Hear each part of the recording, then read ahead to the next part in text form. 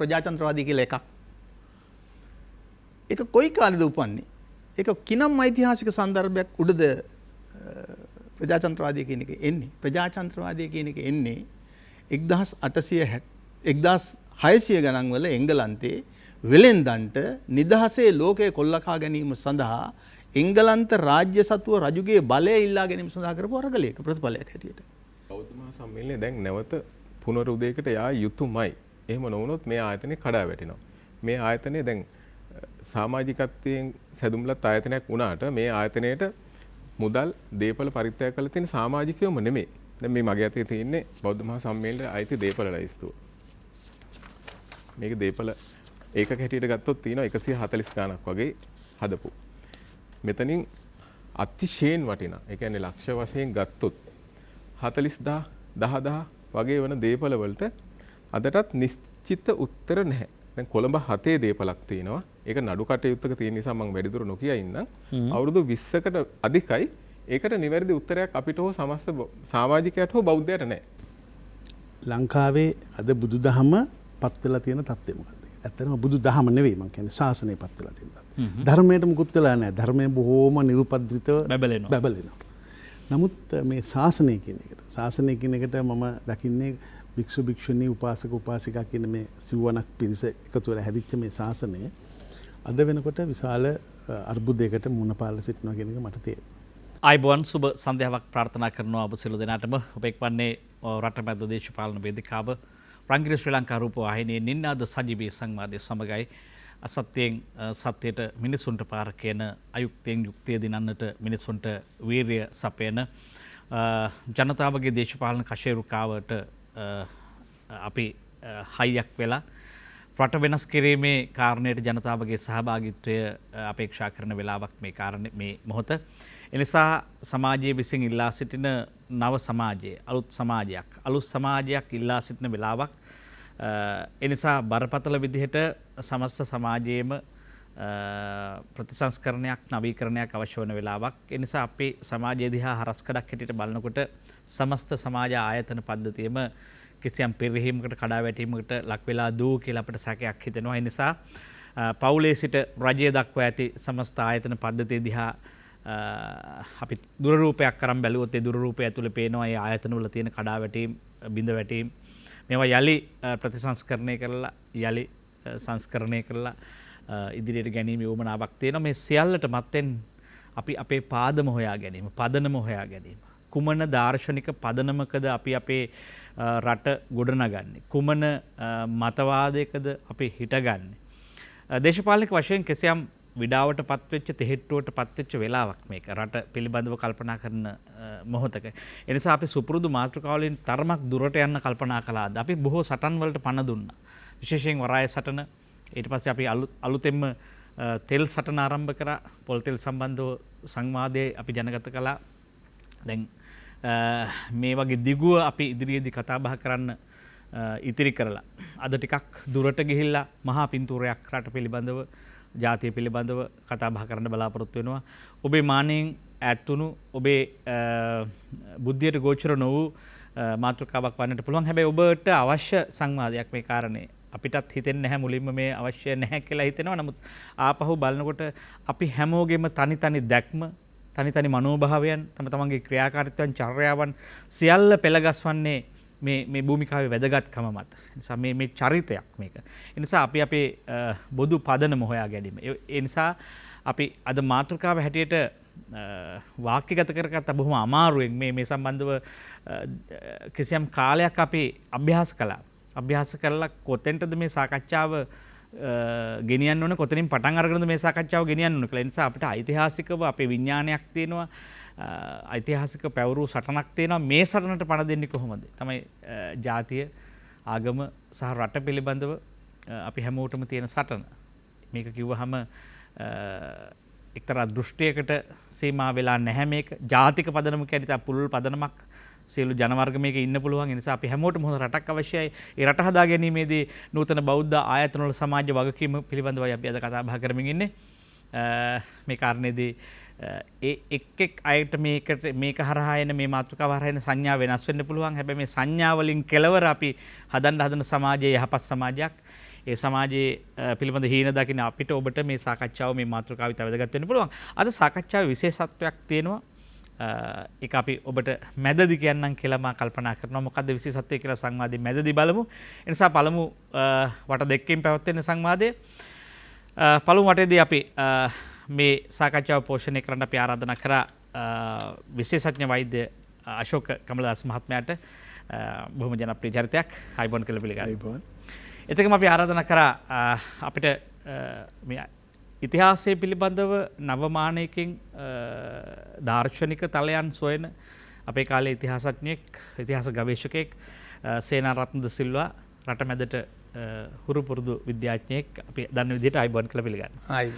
අපි කැමති සංවාදයේ ආරම්භයේ බාර දෙන්නට විශේෂඥ වෛද්‍ය අශෝක කමලදාස මහත්මයාට දැන් අලුත් රටක් අලුත් සමාජයක් පිළිබඳව හිතන මොහොතක් හැමෝම සමාජ ප්‍රතිසංස්කරණයක් ඉල්ලා සිටින මොහොතක් අපි මේ සමාජ නවීකරණ ක්‍රියාවලියේදී විශේෂයෙන් නූතන බෞද්ධ ආයතන වල සමාජ වගකීම ඒක දැන් කියලා ඔබතුමා හිතන්නේ මොකක්ද සමාජ වගකීමක් තියෙනවද බෞද්ධ ආයතන වලට ඔබ හඳුනා ගන්න විදියට මම රන්ගිරි රූපවාහිනී සේවයට ස්තුතිවන්ත වෙනවා මුලින්ම අද මට මේ විදිහේ අවස්ථාවක් ලබා දීම ගැන මේ ගැන කතා කරන්න. අද පවතින බෞද්ධ සංවිධානවල වගකීම ගැන හිතුවොත් ඔබ දන්නවා ලංකාවේ අද බුදුදහම පත් වෙලා තියෙන තත්ත්වය මොකක්ද? ඇත්තටම බුදුදහම නෙවෙයි මම කියන්නේ ශාසනය පත් වෙලා තියෙන තත්ත්වය. ධර්මයට මුකුත් වෙලා නැහැ. ධර්මය බොහෝම නිරුපද්‍රිතව බබලෙනවා. නමුත් මේ ශාසනය කියන එකට මම දකින්නේ භික්ෂු භික්ෂුණී උපාසක උපාසිකා කියන මේ සිව්වනක් පිරිස එකතු වෙලා හැදිච්ච මේ ශාසනය අද වෙනකොට විශාල අර්බුදයකට මුහුණ පාලා සිටිනවා කියන එක මට තේරෙනවා. මේ මොකද විශේෂයෙන්ම ශාසනය විනාශ කිරීමේ වැඩසටහන් දේශීය වශයෙන්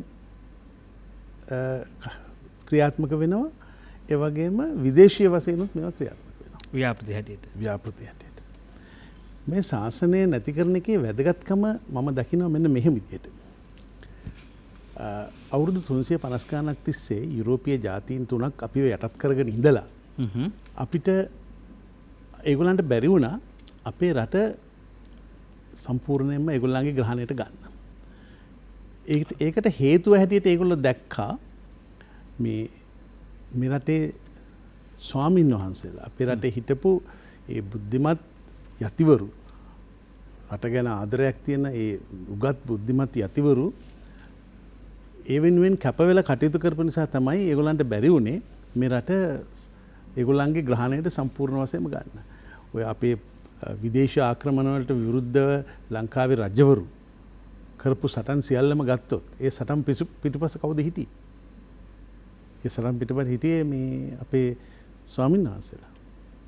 ස්වාමීන් වහන්සේලාගේ උපදෙස් සහ ඒ අවවාද අනුශාසනා මත තමයි රට බේරා ගැනීමේ සියලු කටයුතු ඒ දවස්වල සිදු වුණේ. ඉතින් ඒ නිසා මේ ස්වාමීන් වහන්සේලා සහ අපේ ශාසනය කියන එක තිබිච්ච නිසා බුද්ධ ශාසනය තිබිච්ච නිසා තමයි යුරෝපීය ජාතීන්ට බැරි වුණේ අපේ රට යටත් කරගන්න. අවසාන වශයෙන් යුද්ධ කරලත් නෙමෙයි අපේ රට යටත් කරගත්තේ. ජෝන් ඩොයිලි ඇවිල්ලා මේ උපායශීලීව ලංකාවේ අපේ නිලමවරු මේ එකතු කරගෙන අපේ රජතුමාව ඉංග්‍රීසින්ගේ අත්අඩංගුවට පත් කළා. එහෙම නැතුව ඉංග්‍රීසි ජාති කිසිම ජාතියක් අපි යුද්ධ කළා පරාජය කළා නැහැ යුද්ධ කළා. අපි ඉතිහාසය පුරාම. ඉතින් ඒක නිසා යුරෝපීය ජාතීන්ට ප්‍රශ්නයක් ඇයි අපිට මේ මෙච්චර මේ පොඩි ලංකාව අපිට බැරි වුණේ අපේ යුද්ධ කරලා මේ අපේ ග්‍රහණයට ගන්න කියන එක.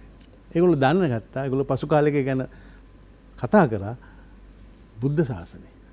චීවර මේ සුදු කහපාට සිවුරක් පොරවගත්ත මේ පූජකවරු නැත්තම් මේ අපේ ස්වාමීන් වහන්සේලා තමයි මේ ඒගොල්ලන්ට මේ රට යටත් කරගන්න තිබිච්ච හැකියාව නැති කරලා දැම්මේ. බාධකය ඒකයි. ඒගොල්ලෝ මොකද කළේ? ඒගොල්ලෝ තීරණය කළා මේ ශාසනය අපි නැති කරන්න ඕන. ඒ සඳහා විවිධ උපක්‍රම ඒගොල්ලෝ හැදුවා. මම හිතන්නේ අපේ අධ්‍යාපන ක්‍රමය වෙනස් කිරීම තුලින් ඊළඟට අපේ දේශපාලනය තුළ විවිධ වෙනස් කිරීම ඇති කිරීම තුලින් සහ අපේ දේශපාලන ව්‍යුහයට විවිධ බලපෑම් ඇති කිරීම තුලින් ඊළඟට ස්වාමීන් වහන්සේලාට විවිධ තාන්නමාන වරප්‍රසාද දීම තුලින් ඊළඟට එක පැත්තකින් විහාර හා දේවාල ගම් පනත මගින් පොදුවේ තිබිච්ච සාංගිකව තිබිච්ච දේපල යම් යම් ස්වාමීන් වහන්සේලා යටතටපත් කිරීම තුළින් මේ ශාසනය ඒ විදිහේ මහා විනාශයක් ඇති කරන විදිහේ වැඩපිළිවෙලක් මේ සුද්ධ කරා. මේ සුදු ජාතින් කරා. එහි ප්‍රතිඵලයක් හැටියට කාලයක් ක්‍රමයෙන් අපේ ශාසනය තුළ මේ අද දකින යම් ප්‍රමාණයක පරිහානිය අපි දකිනවා. දැන් වෙන රටවල් ගත්තොත් එහෙම සුද්ධ යටත් කරගෙන හිටපු අද වෙනකොට ඒ රටවල් වල ජනගහනයෙන් 80ක් 90ක්ම කිතු දහම වැළඳගෙන නැත්තම් මේ මැද පෙරදිගින් ආපු අය යටත් කරපු තැන්වල මේ ඉස්ලාම් දහම වැළඳගෙන. නමුත් අවුරුදු 350ක් යටත් කරගෙන ඉඳලා බටහිර ජාතීන් තුනක් අද වෙනතුරුත් ලංකාවේ 65%කට 70%කට අතර ප්‍රමාණයක් ඉන්නේ බෞද්ධය. මේක ලංකාවේ විතරයි තියෙන්නේ. වෙන කිසිම රටක නැහැ මේක. ඇයි? මෙන්න මේකට හේතුව හෙව්වා මේ යුරෝපීය ජාතීන්. දැනගත්ත බුද්ධ ශාසනය තමයි මේකට හේතුව. ඒක නිසා ඒක නැති කළොත් අපිට මේ රට කවදා හරි දවසකට අපේ ග්‍රහණයට අරගෙන අපිට ඕන විදිහට මේක පවත්වාගෙන යන්න පුළුවන් වෙයි කියලා ඔයගොල්ලෝ තීරණය කළපු නිසා අද මේ අපිට සිදු කරන සියලු කෙනෙහිලිකම් සියලු කටයුතු සහ ශාසනය විනාශ කිරීමේ සියලු ක්‍රියාදාමයන් දියත් වෙලා තියෙනවා. හොඳ ආරම්භයක් ඔබතුමන් ලබා දුන්නේ. නූතන සමාජයේ වගකීම මොකක්ද? බෞද්ධ ආයතන වල වගකීම මොකක්ද? මොකද මේ කාරණේ ඇතුලේ නූතන වගකීම පිළිබඳව පිරික්සීමට ප්‍රථම ඒ විභාග කිරීමට ප්‍රථම මම කැමති ඉතිහාස කතන්දරයක් අහන්න. දැන් මෙතුමා කිව්ව කාරණෙත් එක්කම බෞද්ධ භික්ෂුව සහ උන්වහන්සේගේ භූමිකාව ප්‍රබල බාධකයක් බවට පත් වුණා මේ ජාතිය වෙනස් කිරීමේ සහ ජාතිය න්‍යාය පත්‍රය වෙනස් කිරීමේදී. සේනරත් මහත්මයා අපිට මතක් වෙනවා ඇස්ගෙඩි වලට හෙන ගහලද සියලුන්නේ ටිබෙට් ජාතික මහින්ද හාමුදුරන්ගේ පදෙන් අපිට ඉතිහාසයට යන්න පුළුවන්. ඒකටම ඓතිහාසිකව මේ බෞද්ධ ආයතන වලට පැවරිච්ච සමාජ වගකීමක් තිබුණාද එදා ඒ ඉටු කළාද? මොකක්ද මේ ඓතිහාසික පදනම? ඔව් මම මේක ඉස්සරලාම කියන්නට ඕන ඔබතුමාට මේ ඓතිහාසික කාරණා සම්බන්ධයෙන් මාව මේ ආයතනයට ගෙන්වීම සම්බන්ධයෙන් ඉඩ ප්‍රස්තාව මට ලබා දීම සම්බන්ධයෙන් මේ රංගිරි රූපවාහිනී නාලිකාවට මගේ ස්තුතිය පළ කරන්නට ඕන. විශේෂයෙන් ඔබගේ අර මුල් පැහැදිලි කිරීමේදී ඔබ ඓතිහාසික විඥානය කියන වචනයක්.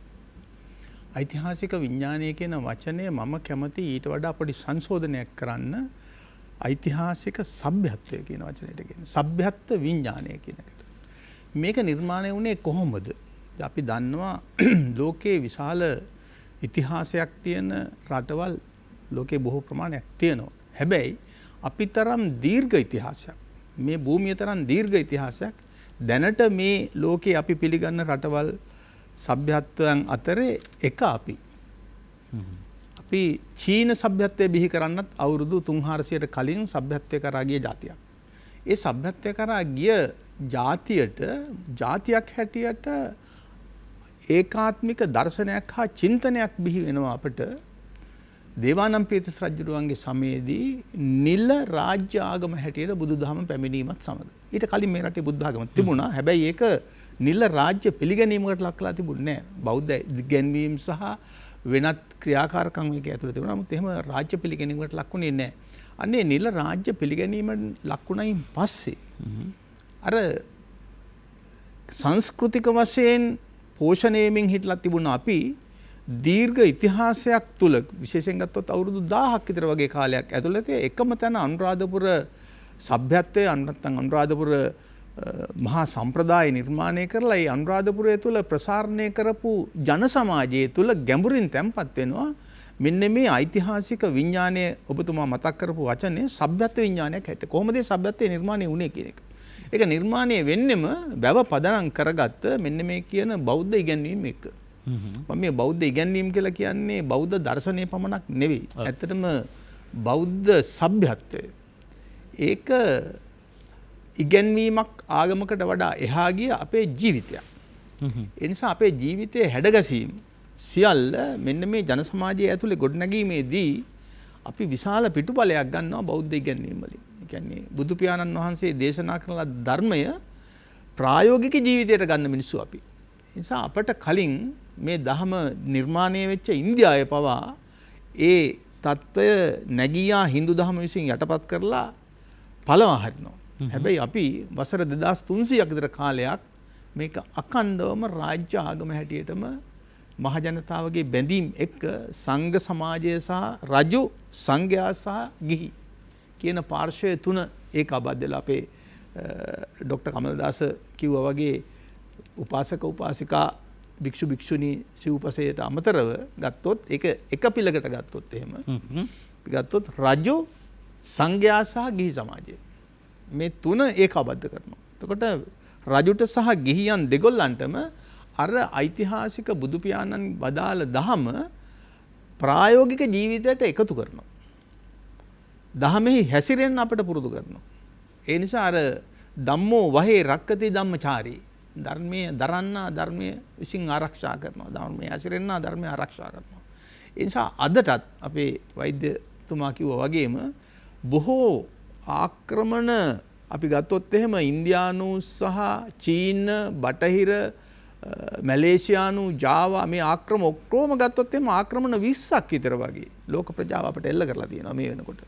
හැබැයි මේ කිසිදු ආක්‍රමණයකට බැරි වෙනවා මේ සભ્યත්ව විඥානය විනාශ කරන්න. කිසියම් ආකාරයකට ඉංග්‍රීසීන් මේ බහුගිය යටත්විත්ත වාදීන් අවුරුදු 350ක 400 කාලය තුල ඍජුව මේක යටත් කරන්න ගත්ත උත්සාහයන් නිසා අපිට කිසියම් ආකාරයක මේ සભ્યත්ව විඥාණයට පොඩි තෙරපුමක් කරලා වෙන පැත්තකට හරවලා තියෙනවා. හැබැයි සભ્યත්ව විඥාණය මරන්න බෑ. ඒකට මම බොහොම පැහැදිලි සාක්ෂියක් කියන්න මට චූටි වෙලාවක් දෙන්න ඕන පැහැදිලි කරන්න. ඔබ දන්නවා 1815 අපේ රජු අරන් ගියා. රජු සංඝයා සහ ගිහි කියන සමාජ තුනේ රජු නැතුව ගියයින් පස්සේ සංඝයා සහ ගිහියන් අතර පමණක් මේක පවතින ඓතිහාසිකව මේ අවුරුදු 2000කට වැඩි කාලයක් පවතින්න බෑ.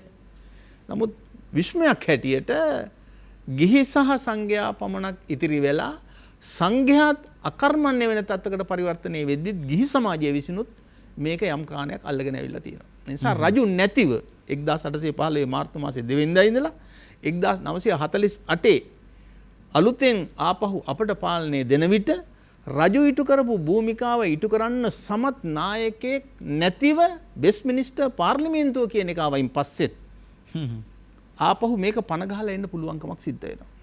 ඒකට ආය හුස්ම ගන්න පුළුවන්කමක් තියෙනවා. ආපහු අපේ සංඝ සමාජයට කිසියම් බලාරෝපණයක් ලැබෙනවා. ආපහු ශාසනයට කිසියම් ආකාරයක බලාරෝපණයක් එනවා 1948න් පස්සේ. ඊට කලින් මේක මරන්න කරන්න තියෙන පුළුවන් සියලු දේ කරනවා. අධ්‍යාපනික වශයෙන් ගත්තාම මිෂනාරි අධ්‍යාපනය දෙනවා. අපේ රටේ අර සભ્યත්ව විඥානය නිර්මාණය කරපු පිරිවන සහ පන්සල මුල් කරගත් අපේ සම්ප්‍රදායික අධ්‍යාපනය සම්පූර්ණයෙන් ගලවන්නේ 1833 සැප්තැම්බර් මාසේ 28 වෙනිදා එංගලන්ත පාර්ලිමේන්තු පනතකින් සම්මත කරපු කෝල්බ්‍රුක් කැමරන් ප්‍රතිසංස්කරණ යෝජනාවලිය ලංකාවේ ක්‍රියාවට නගනවා. ඒ අනුව ලංකාවේ හැඩය පෙනුම පවා වෙනස් කරනවා. මධ්‍යගත අපේ රටේ තිබිච්ච මධ්‍ය කඳුකරේ භූමි භාගයේ තිබිච්ච සුවිසල් වනාන්තර සියල්ල එලිපෙහෙලි කරලා වගාවට යටත් කරනවා. ඒවා අපි කවදාකවත් ඉතිහාසයේ නොඉඳුල් වනාන්තර හැටියට අපි තියාගෙන හිටියේ. අද අපි කතා කරන මේ සිංහරාජය හෝ නකල්ස් පමණක් නෙවෙයි සමස්ත මධ්‍ය කඳුකරේ නොඉඳුල් වනාන්තර ලෙස තමයි අපි තියාගෙන හිටියේ. 1833 වෙනකම්. අන්න ඒ සියල්ල වෙනස් කරනවා. ඒ සියල්ල නැති කරනවා. මේකේ ජීවදායී සහයෝගයක් මේ සભ્યත්වය නිර්මාණය කරන්න ගොඩනගපු වැව අකර්මණ්‍ය කරලා දානවා. ඒකෙන් නිෂ්පාදනය කරපු ජීවන දර්ශනය සම්පූර්ණයෙන් අපෙන් අයින් කරනවා. ඒ වෙනුවට ඔවුන්ගේ අධ්‍යාපන ක්‍රමය 1833 පස්සේ මේ රටේ ක්‍රියාවට නැගෙනවා. නිසා විශාල වශයෙන් මිෂනාරි අධ්‍යාපන ආයතන වලට රජය උදව් කරලා මුදල් වියදම් කරලා දියුණු කරනවා. අපේ තිබිච්ච සම්ප්‍රදායික අධ්‍යාපන ආයතනයන් පාගා පොඩිපට්ටම් කරලා විනාශ කරනවා. ඒ නිසා 1833න් පස්සේ විශාල ව්‍යසනයක් එන විට මෙන්න මේ ව්‍යසනය තේරුම් ගන්නවා අපේ යතිවරු එදා මේ පොළවේ හිටපු අන්න ඒ යතිවරු 1839 ආරම්භ කරනවා රත්මලානේ පරම ධම්මචේතිය පිරිවෙන. අපිට එතනින් පොඩි විරාමයක් දෙන්න ආපසු එන්නම් ඔබතුමන් ළඟට. මොකද ඔබ පැහැදිලිව කියන්නේ මේ ඒ දාර්ශනික පදනම හෙළයාගේ දාර්ශනික පදනම ඇතුලේ කොයිතරම් ශක්තිවන්ත විදිහට බලවන්ත විදිහට අපි හිටියද අපිට ඒ දර්ශනය කොයිතරම් දාර්ශනික විදිහට සකස් කරාද කියන කාරණේ මට මෙතෙන්ට ඇවිල්ලා යන්න පොඩක් ඉඩ දෙන්න. දැන් අපි මෙතනදී කිසියම් අභියෝගයකට ලක් වෙනවා ඉතිහාසයට සාපේක්ෂව සමකාලීන සමාජය ඇතුලේ මේ බෞද්ධ ආයතන වල භූමිකාව සහ ඒ සමාජ වගකීම් කියන කාරණේ. ඔබතුමා දකින හැටියට අද ස්ථානගත වෙලා තියෙන මේ ආයතන කුමන පරිසරයකද කුමන පදනමකද? ඔව් දැන් අද ලංකාවේ ආයතන කීපයක් තියෙන විවිධ මට්ටම් වල. ජාතික මට්ටමේ ප්‍රධාන ආයතන තමයි සමස්ත ලංකා බෞද්ධ මහා සම්මේලනය. ඊට අමතරව ප්‍රාදේශීය වශයෙන් තියෙනවා තරුණ බෞද්ධ සමිති, තරුණ කාන්තා සමිති ආදි වශයෙන් නැත්නම් ඊළඟට පන්සල් ඇසුරු කරගෙන තියෙන විවිධ දායක සභා සහ තවත් විවිධ ආගමික කුඩා සමිති සමාගම් ගොඩාක් අද සමාජයේ පැතිරලා තියෙනවා තැන් තැන්වල. දැන් මේවා ඊටාම සීමා සහිත ප්‍රමාණයකින් ඒගොල්ලෝ ඉන්න ඒ කුඩා වපසරිය ඇතුලේ ඒගොල්ලෝ ක්‍රියාත්මක වෙනවා. අලකුමත් වෙනවා. බැබලෙනවා. පොඩි වැඩ කර ඉන්නවා. හැබැයි ඒවා බොහෝ විට ශාසනික කටයුතු යම් ධර්ම ප්‍රචාරක කටයුතු වැනි දේවල් වලට සීමා වෙලා තියෙනවා. ඊළඟට මේ පුද පූජා කටයුතු වලට මේගොල්ලෝ සම්බන්ධ වෙනවා. වෙසක් උත්සව වෙනුවෙන් කරන සැරසිලි වගේ දේවල් වලට සම්බන්ධ වෙනවා. පෙරහැරවල් යනවා. ඒ වගේ දේවල් මේ තැන් වලින් කරනවා. නමුත් සමස්තයක් හැටියට රටේ බුද්ධ ශාසනය සහ බෞද්ධයාගේ සුභසිද්ධිය බෞද්ධ ජනතාවගේ සුභසිද්ධිය සහ බුද්ධ ශාසනය ආරක්ෂා කර ගැනීම සඳහා එහෙම කැප වෙලා කටයුතු කරන ආයතනයක් දැනට ප්‍රායෝගිකව දකින්න ලැබෙන්නේ නැහැ. මේ බිමේ දකින්න ලැබෙන්නේ නැහැ. ඉතින් එවැනි ආයතන එවැනි විභවයක් තියෙන ඒ සඳහා විභවයක් ඇති ආයතන ලංකාවේ තියෙනවා. ඒ ආයතනවල ප්‍රමුඛ ස්ථානය ගන්නවා මම හිතන්නේ සමස්ත ලංකා බෞද්ධ මහා සම්මේලනය. ඊට අමතරව තරුණ බෞද්ධ සමිති, තරුණ කාන්තා සමිති මේ වගේ ගොඩක් තව ආයතන තියෙනවා. ඒ වගේම මේ විශේෂයෙන්ම සීල භාවනා සමිති ආදි වශයෙන් සමාජයේ පුරා පැතිරී ගිය ආයතන ජාලයක් තියෙනවා මේ බෞද්ධ සමාජය තුළ. මේ සෑම ආයතනයකටම මේ දැන් කරන වැඩවලට වඩා විශාල වැඩ ප්‍රමාණයක් කරන්න පුළුවන්. එකක් තමයි ශාසනික කටයුතු වලට උදව් කරන එක, ධර්ම ප්‍රචාරක කටයුතු උදව් කරන එක, බෞද්ධයන්ගේ ජීවන තත්ත්වය නගා සිටීම සඳහා යම් කටයුතු කරන එක. එතකොට බුදුදහම බෞද්ධයන් අතරට නිවැරදි බුදුදහම අහන්න ගෙනියන එක. මේ වගේ ගොඩක් කටයුතු මේකට කරන්න පුළුවන්කම තියෙනවා. නමුත් අවාසනාවකට අපි මේ සමිති සමාගම් හැදිලා ඒවල නිලතල අරගෙන මේවා වාර්ෂික සභා රැස්වීම් තියලා පොඩි උත්සව වගේ දේවල් කරලා සැනකිලි පවත්වලා අපි මේවා එතනින් ඉවර කරනවා. මම හිතන්නේ මේ බෞද්ධ සමිති ජාලයට කරන්න පුළුවන් වැඩ කොටස හරියටම සංවිධානය වෙලා හරියටම ඉලක්කගත කරලා කළොත් මම හිතනවා රටට විශාල සමාජයේ අඳුර පළවහරින්න පුළුවන්. මේ තියෙන ශාසනයට තියෙන මේ අනතුරු පළවහරින්න විශාල හැකියාවක් තියෙනවා. අද වෙනකොට ශාසනය විවිධාකාරයෙන් ශාසනය විකෘති කරන්න. ධර්මය පවා විකෘති කරන අද විවිධ කණ්ඩායම් සූදානම් වෙනවා. ඉතින් මේ වගේ දේවල් වලට එරෙහිව වුණත් නැගී සිටින්න අද කවුරුත් නැහැ අද. දැන් මේ කතාවේ ඇතුළාන්තයේ ඔබට නොහැඟෙන අපිට නොහැඟෙන පැත්තක් තියෙනවා කියලා මට හිතෙනවා. දැන් සමාජයේ විසින් ඉල්ලා සිටින ආධ්‍යාත්මික මිනිසා, ගැඹුරු මිනිසා කොහෙද ඉන්නේ? දෙවන්ත ආධ්‍යාත්මික සෝදාපාලුවට ලක් වෙච්ච, මානසික වශයෙන් කඩා වැටිච්ච, පදවත විනාශ වෙච්ච, කරුණාව, මෛත්‍රිය, දයාව හොයාගන්න බැරි සත්වයක් නිර්මාණය වෙලා ඉන්නවා. කවුද මේ සතාව නිර්මාණය කළේ? හැබැයි මේ ආයතනවල කාර්යභාරය හරියට ඉටු වුණා නම් ඒ බුදුදහමේ තියෙන පුරුෂාර්ථයන්, ඒ තියෙන දාර්ශනික පදනම සමාජගත වෙලා තිබුණා නම් අපිට මේ සමාජ ව්‍යසනයන්, අපරාධ මේ මනුෂ්‍යයා වෙනුවට දකින්න මේ මහා ව්‍යසනයන් දකින්න හැකි වෙයිද? සේනරත් මහත්මයා මේ මොකද්ද රික්තකය? දැන් ඔබතුමා නවත්තපු තැනට මම ආයෙ එනවා. ඒ කියන්නේ අපිට දාර්ශනික පදනමක් තිබුණා. එම පැහැදිලි බෞද්ධ දර්ශනයේ ඒ දාර්ශනික පදනම ඉස්සරහට ගෙන යන්න ඓතිහාසික අර කිව් භික්ෂුවගේ භූමිකාව සහ සංවිධානගත වෙලා හිටුණා. අපි බටහිර ජාතීන් එක්ක පංචමහා වාද ඇති කරගත්තා. දෘෂ්ටිමය වශයෙන් අපි නිවැරදි කරන්න උත්සාහ කරා. ඇතැම් මිත්‍යා මත. එතකොට ධර්මපාලවරු මේ වගේ කණ්ඩායම් හිටියා. අපිට මොකද්ද ඓතිහාසිකව ව්‍යුහාත්මකව අපි ශක්තිමත්ව සංවිධානාත්මකව හිටියද දැන් ඒක නැද්ද? කොතනද අපිට වරද්ද ගත්තේ? ඉතාලම හොඳයි ඔබතුමා මේ ප්‍රශ්නේ මතු කරපු එක. මම කියාගෙන ආපු ඉතිහාසයට ගිහිල්ලා මම ආපහු කතා කරන්නම්. අපි දන්නවා 1815 මාර්තු මාසයේ 2 වෙනිදා අපේ රජු නැතුව ගියා. මං කිව්වේ අපේ රටේ තිබුණේ රජු ගිහි හා සංඝ කියන ඒකාත්මික බැඳීමක්. එතන මඟ පෙන්වීම ශාසනයේ සම්පූර්ණයෙන්ම ආරක්ෂා කිරීමේ මූලික මධ්‍යගත මෙහෙයුම රජුත් එක්ක සිද්ධ වුණේ. රජෙක් අහිමිව 1948 දක්වා මේ ශාසනය පැවතුණා. එතකොට 3න් 2යි ඉතුරුනේ 3න් එකක් නැතුව ගියා. ඒ තමයි චීරකම සාධකය. ඒ නිසා මධ්‍යගත මෙහෙයුමක් එදා ඉඳලා අද දක්වාම නැහැ. දැන් අපේ දොස්තර කමල්දාස් මහත්තයා කතා කරනකොට කිව්වා සමස්ත ලංකා බෞද්ධ මහා සම්මේලනය කියලා. ඒක සමස්ත ලංකා කිව්වට මධ්‍යගත මෙහෙයවීමක් කරන්න සංවිධානය හෝ රජු හෝ නැහැ.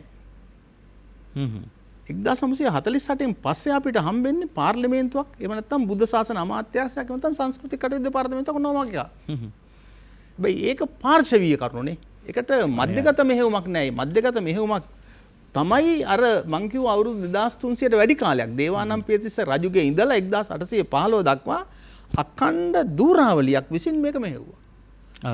රජ සහ ඒ රාජ්‍යත්වය රජු කිව්වට වඩා රාජ්‍යත්වය සම්පූර්ණයෙන්ම මේක මත තමයි හිටගෙන හිටියේ. සભ્યත්වයේ පදනම තමයි රාජ්‍යත්වය පාලනය කරේ. මේක අපේ තිබුණානේ කතන්දරයක් දස රාජ ධර්මයෙන් පාලනය කරනවා කියන කතන්දරයක්. ඒ දස රාජ ධර්ම මොනවද? අද අපි දන්නේවත් නැහැ. සක්විති රජ කෙනෙක් දස රාජ ධර්මයෙන් තමයි පාලනය කරන්නේ. ඒ නිසා අපේ රටේ හැම රජෙක් තුලම කල්පනාවක් තියෙනවා සක්විති රජ කෙනෙක් වෙන්න. දස රාජ ධර්මයෙන් රට පාලනය කරන්න. මැතිවරණ වේදිකාවල කතා වුණා. මැතිවරණ වේදිකාවල මේවා කතා වෙනවද? හැබැයි ඒකට ව්‍යුහාත්මක සැකස්මක් නැහැ. ව්‍යුහාත්මක වැඩපිළිවෙලක් නැහැ. අපි එතෙන්ට යා යුතුයි. අන්න ඒ නිසා තමයි මම දකින්නේ මෙන්න මේ ඓතිහාසික වරද නිවැරදි කරන තාකල් සිංහල ජාතියට හා මේ රටට ලොකු බලවත් ඉඩකඩක් ලෝකයේ තුල හම්බෙන්නේ නැහැ. ඉතිහාසයේ පැරදුන්නේ නැද්ද බෞද්ධ භික්ෂුව තමන්ගේ ජාතිකවාදී අරගලවල පරාජයටපත් වුනේ නැද්ද? ඒ නිසා නෙවෙයිද මේ සමකාලීන සමාජයේ වර්තමාන සමාජයේ මේ ආයතනවල බටහිර දෘෂ්ටියක් ස්ථානගත වෙලා තියෙන්නේ? ඒක ඊට වඩා සංකීර්ණ කාරණාවක්. ඒක ජාතියේ ආධ්‍යාත්මයත් එක්ක බැඳී පවතින කාරණාවක්. දුර්වේච්ඡතම් බොහෝ අවස්ථාවන් තියෙනවා අපේ රටේ ඉතිහාසය. අපි ගන්නවා පෙරකුම් රජුගේ මහා පරාක්‍රම බාහු රජුගේ කාලේ රක්කංග දේශයෙන් උපසම්පදා කර්මය ගෙනල්ලා උපසම්පදාව පටන් ගන්නවා. ඊට පස්සේ අසරණ සරණ සරණම් කරන හාමුදුරුවන්ගේ කාලේ තායිලන්තයෙන් ගෙනල්ලා ශාසනය ආරම්භ කරනවා. එවැනි කඩාවැටීම් පරිහානීන් සිදු වෙනවා.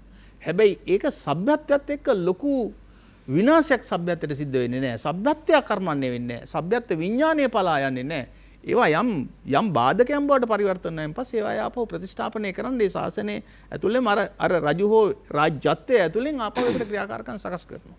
ඒ නිසා මේකට අද වෙලා තියෙන විපත තමයි අන්නාර 1815 අහිමි වෙච්ච රාජ්‍යත්වයේ විසින් මේ සભ્યත්වයේ පවත්වාගෙන යාම සඳහා සભ્યත්ව විඥානය නිර්මාණය කර ගැනීම සඳහා වන ක්‍රියාකාරකම් වලට රාජ්‍යත්වයේ මැදහත් වෙන්න පුළුවන්. අපි මේ වටින් ගොඩින් කතා කර මොනවද පීර හොයන්නේ මේ සමාජය ඇතුලේ? සමාජ ආයතනවල භූමිකාව කතා කරමින් ඒ අදාළ පාර්ශවයන්ගේ දෘෂ්ටිය විභාග කරමින් නැවත ඒවා විනිශ්චයට ලක් කරමින් ඇතම් කාරණා සම්භාවනාවට පාත්‍ර කරමින් අපි මොනවද මේ සංවාදය තුළ හොයන්නේ? හොඳ රටක්, යහපත් රටක්, යහපත් අනාගතයක්. අපට අපේ රට ගොඩනැගීමේදී විශාල වරදීම් සිද්ධ වෙලා තියෙනවා. ඒවයි ප්‍රතිඵල අපිට අද ඇස්පනා අපිට දකින්න පුළුවන්. එතමයි කියන්නේ මේවා අස්වැන්න කියලා. පසුගිය කාලේ පුරා වැපුරු බීජවල අස්වැන්න අපි නෙලන්නේ. ඔබ දන්නවා ඒ අස්වැන්න ඉස්සරහා ඔබ ඉන්නේ ඇස්වල කඳුළු පුරවගෙන විඩාවටපත් වෙලා. හැබැයි අලුතින් සමාජ ප්‍රතිසංස්කරණයක් අවශ්‍ය වෙලාවක් මේ කතාවට හරි සම්බන්ධයි. බොහෝ කතා තියෙනවා අතුරු කතා. අපි මේ විශේෂ වැඩසටහන සමගින් ආයා හමු වෙනවා මේ විරාමයෙන් පසු නිනාද සජීවී සංවාදයේ පළමු විරාමයට ඔබෙන් අවසර ඉල්ලනවා අපි ගිහිල්ලා එන්න. නැවතත් නිනාද සජීවී සංවාදයේ සමග එක්වන්නේ අපේ නූතන බෞද්ධ ආයතනවල සමාජ වගකීම පිළිබඳවයි කතා බහ කරමින් ඉන්නේ. අද දවසේ මාතෘකාව හැටියට මේ කතාව අපි පැහැදිලිවම දන්නවා බෞද්ධ නොවන අන්‍යාගමිකයින් පවා මේ සාකච්ඡාව සමග සම්බන්ධ වෙනවා. හැබැයි මේක ඇතුලේ අපේ අදාළ කරගන්න පුළුවන් ඕනනම් බෞද්ධ කියන වචනේ බැහැර කරලා ආගමික කියන වචනේ දාගන්නත් පුළුවන්. අපි මේ බෞද්ධ කියන වචනේ දාන්න විශේෂ හේතුවක් තියෙනවා. මේ සම්බන්ධව සුශාල ආයතන ගණනාවක් තියෙද්දී බෞද්ධ සමාජයට කතා කරන මාතෘකා බොහොමයක් තියෙනවා. හැබැයි ශ්‍රී ලංකාවේ ජීවිත ශ්‍රී ලංකාවේ අනාගතය සකස් කිරීමේ ලහ මේ ආයතනවල පොදු සමාජ වගකීම් පිළිබඳ සංවාදයක් සමාජයේ පුරා මහා සමාජය තුළ නැති නිසා හැම දෙයක්ම සංවාදයට බඳුන් කළ යුතුයි. දැන් දියුණු සමාජයක් පිටස්තර ලෝකයකින් ඇවිල්ලා අපිට හදලා දෙන්නේ නැහැ. මේ අපේ මිනිස්යාගේ තියෙන සංවාදයේ දියුණුව ඇතුලේ තමයි මේ සමාජයේ දියුණුව හෝ පිරිහීම තීන්දුව කරන්නේ. ඒ නිසා මේක හරි වැදගත් කතාවක්. ඔබටත් ඔබේ ආයතනයක්, ඔබේ ප්‍රදේශයේ, ඔබේ කලාපයේ ඇතුලේ දැන් ආපසු ඔබට විශ්වයට දෙන්න පුළුවන්. ඔබ වගේ උත්තරකරුවෙක් කරන්න පුළුවන්. කොයිතරම් හෘද සාක්ෂියට අනුව අපි අපේ සමාජය ඇතුලේ අපි වැඩ කරනවද කියලා. මෙතන සිට අපි කැමති ඔබට අවස්ථාව ලබා දෙන්න දුරකථනයේ ඔස්සේ මැදිරියට එන්න. 066 22 83 608 609 තිරේ දෙස්වර අංක ඔස්සේ ඔබට එන්න පුළුවන් මැදිරියට. එතෙක් අපි යනවා සංවාදයට. මම කැමති විශේෂඥ වෛද්‍ය අශෝක කමලදාස මහත්මයා ඔබ ළඟට නැවත එන්න. දැන් අපිට පොඩි දැන් තියෙන්නේ අර්බුදයකනේ. කියන්නේ කොතනින් බැලුවත් රට ගැටලුවක වගේ කියන තැනක තමයි අපිට කියන්න පුළුවන්. බොහෝ කතා ලස්සනට ඉස්සරහින් කරාට අපි අභ්‍යන්තරයෙන් මහා කඩාවැටීමක ඉන්නවා. මහා හිස් බවක් තියෙනවා. පීර සතුට හොයනවා. පීර නිරෝගීකම හොයනවා. දැන් මේක බොහොම බරපතල කඩාවැටීමක්. මොකද්ද මේ කඩාවැටීමට හේතුව? කෙනෙකුට කියන්න පුළුවන් මේ බෞද්ධ ආයතනවල පිරිහීම කියලා. තව කෙනෙකුට කියන්නේ නැහැ කියලා. ඔබගේ දර්ශනය, ඔබගේ අදහස මොකද්ද? ඇත්තටම මේක මේ අධ්‍යාපනය පිළිබඳ ප්‍රශ්නයක්. මම දකින්න හැටියට මේක අපේ දැනුම. අධ්‍යාපනය කියන වචනයට වඩා නිවැරදි වචනේ තමයි දැනුම කියන එක. අපේ දැනුම පිළිබඳ ප්‍රශ්නයක්. අපිට ඊටාම පොහොසත් දැනුම් පද්ධතියක් තිබුණා. ඊටාම දියුණු සભ્યත්ව රාජ්‍යයක් තුළ පවතින පොහොසත් දැනුම් පද්ධතියක්. දැනුමද ඥානයද? දැනුම. knowledge. මේ දැනුම කියන එක කාරණා තුනක් උඩ තියෙනවා. ඔව්. එකක් තමයි පරිසරය, එකක් සංස්කෘතිය සහ ඉතිහාසය. ඔය කාරණා උඩුන් තමයි යම්කිසි සමාජයක් තුළ දැනුමක් නිර්මාණය වෙන්නේ. යම් සමාජයක් තුළ දැනුම නිර්මාණය වෙන කාරණා මූලික පද තුනක් තියෙනවා. එකක් තමයි සංස්කෘතිය.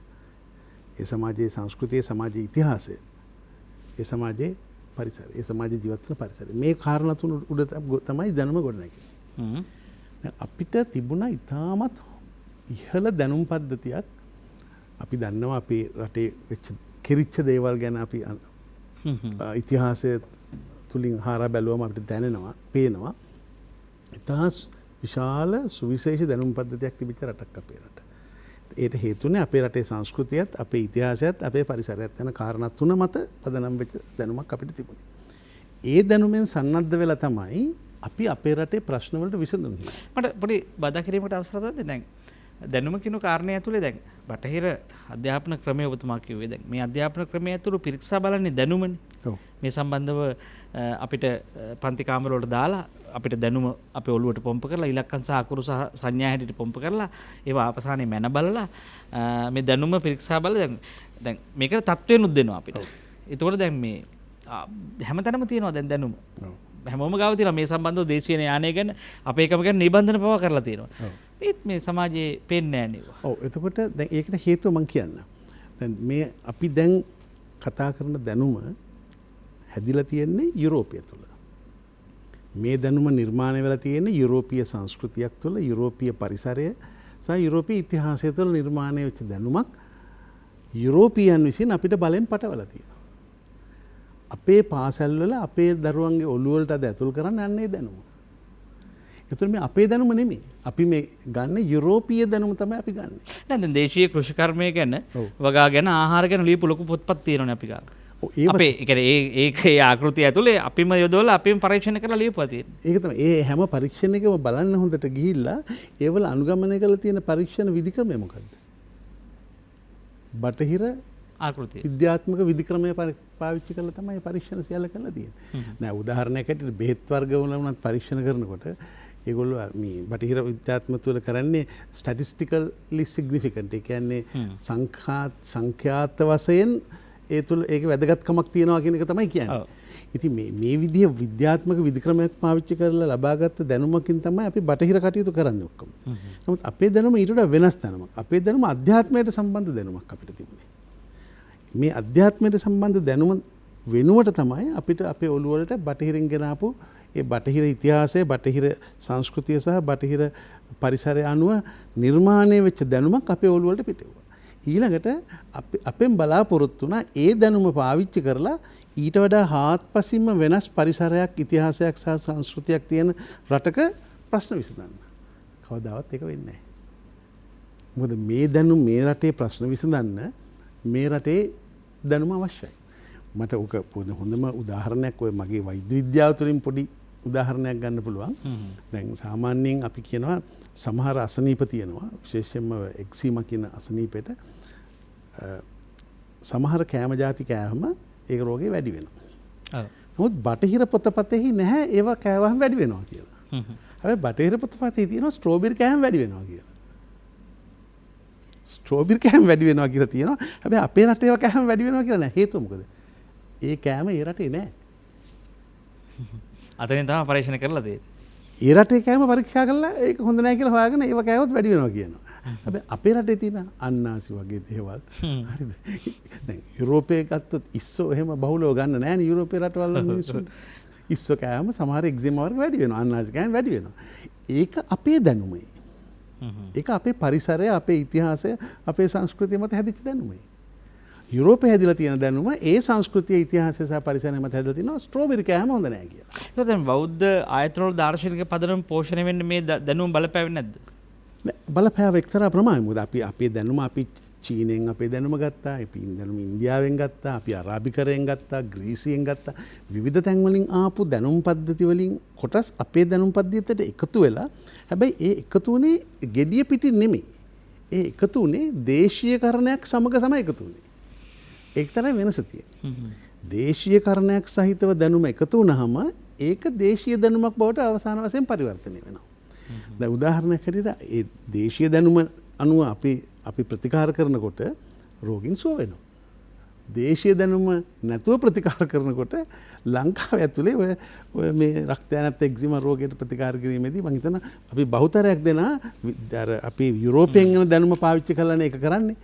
ඒක නිසා මේ එතනදී අසාර්ථක වෙනවා. ඉතින් ඒක නිසා මම කියන්නේ මේ අපේ රටේ දැනුම් පද්ධතිය අපේ දැනුම් පද්ධතියක් තියෙනවා දැනට යුරෝපීයන් විසින් යටපත් කරලා තියෙනවා.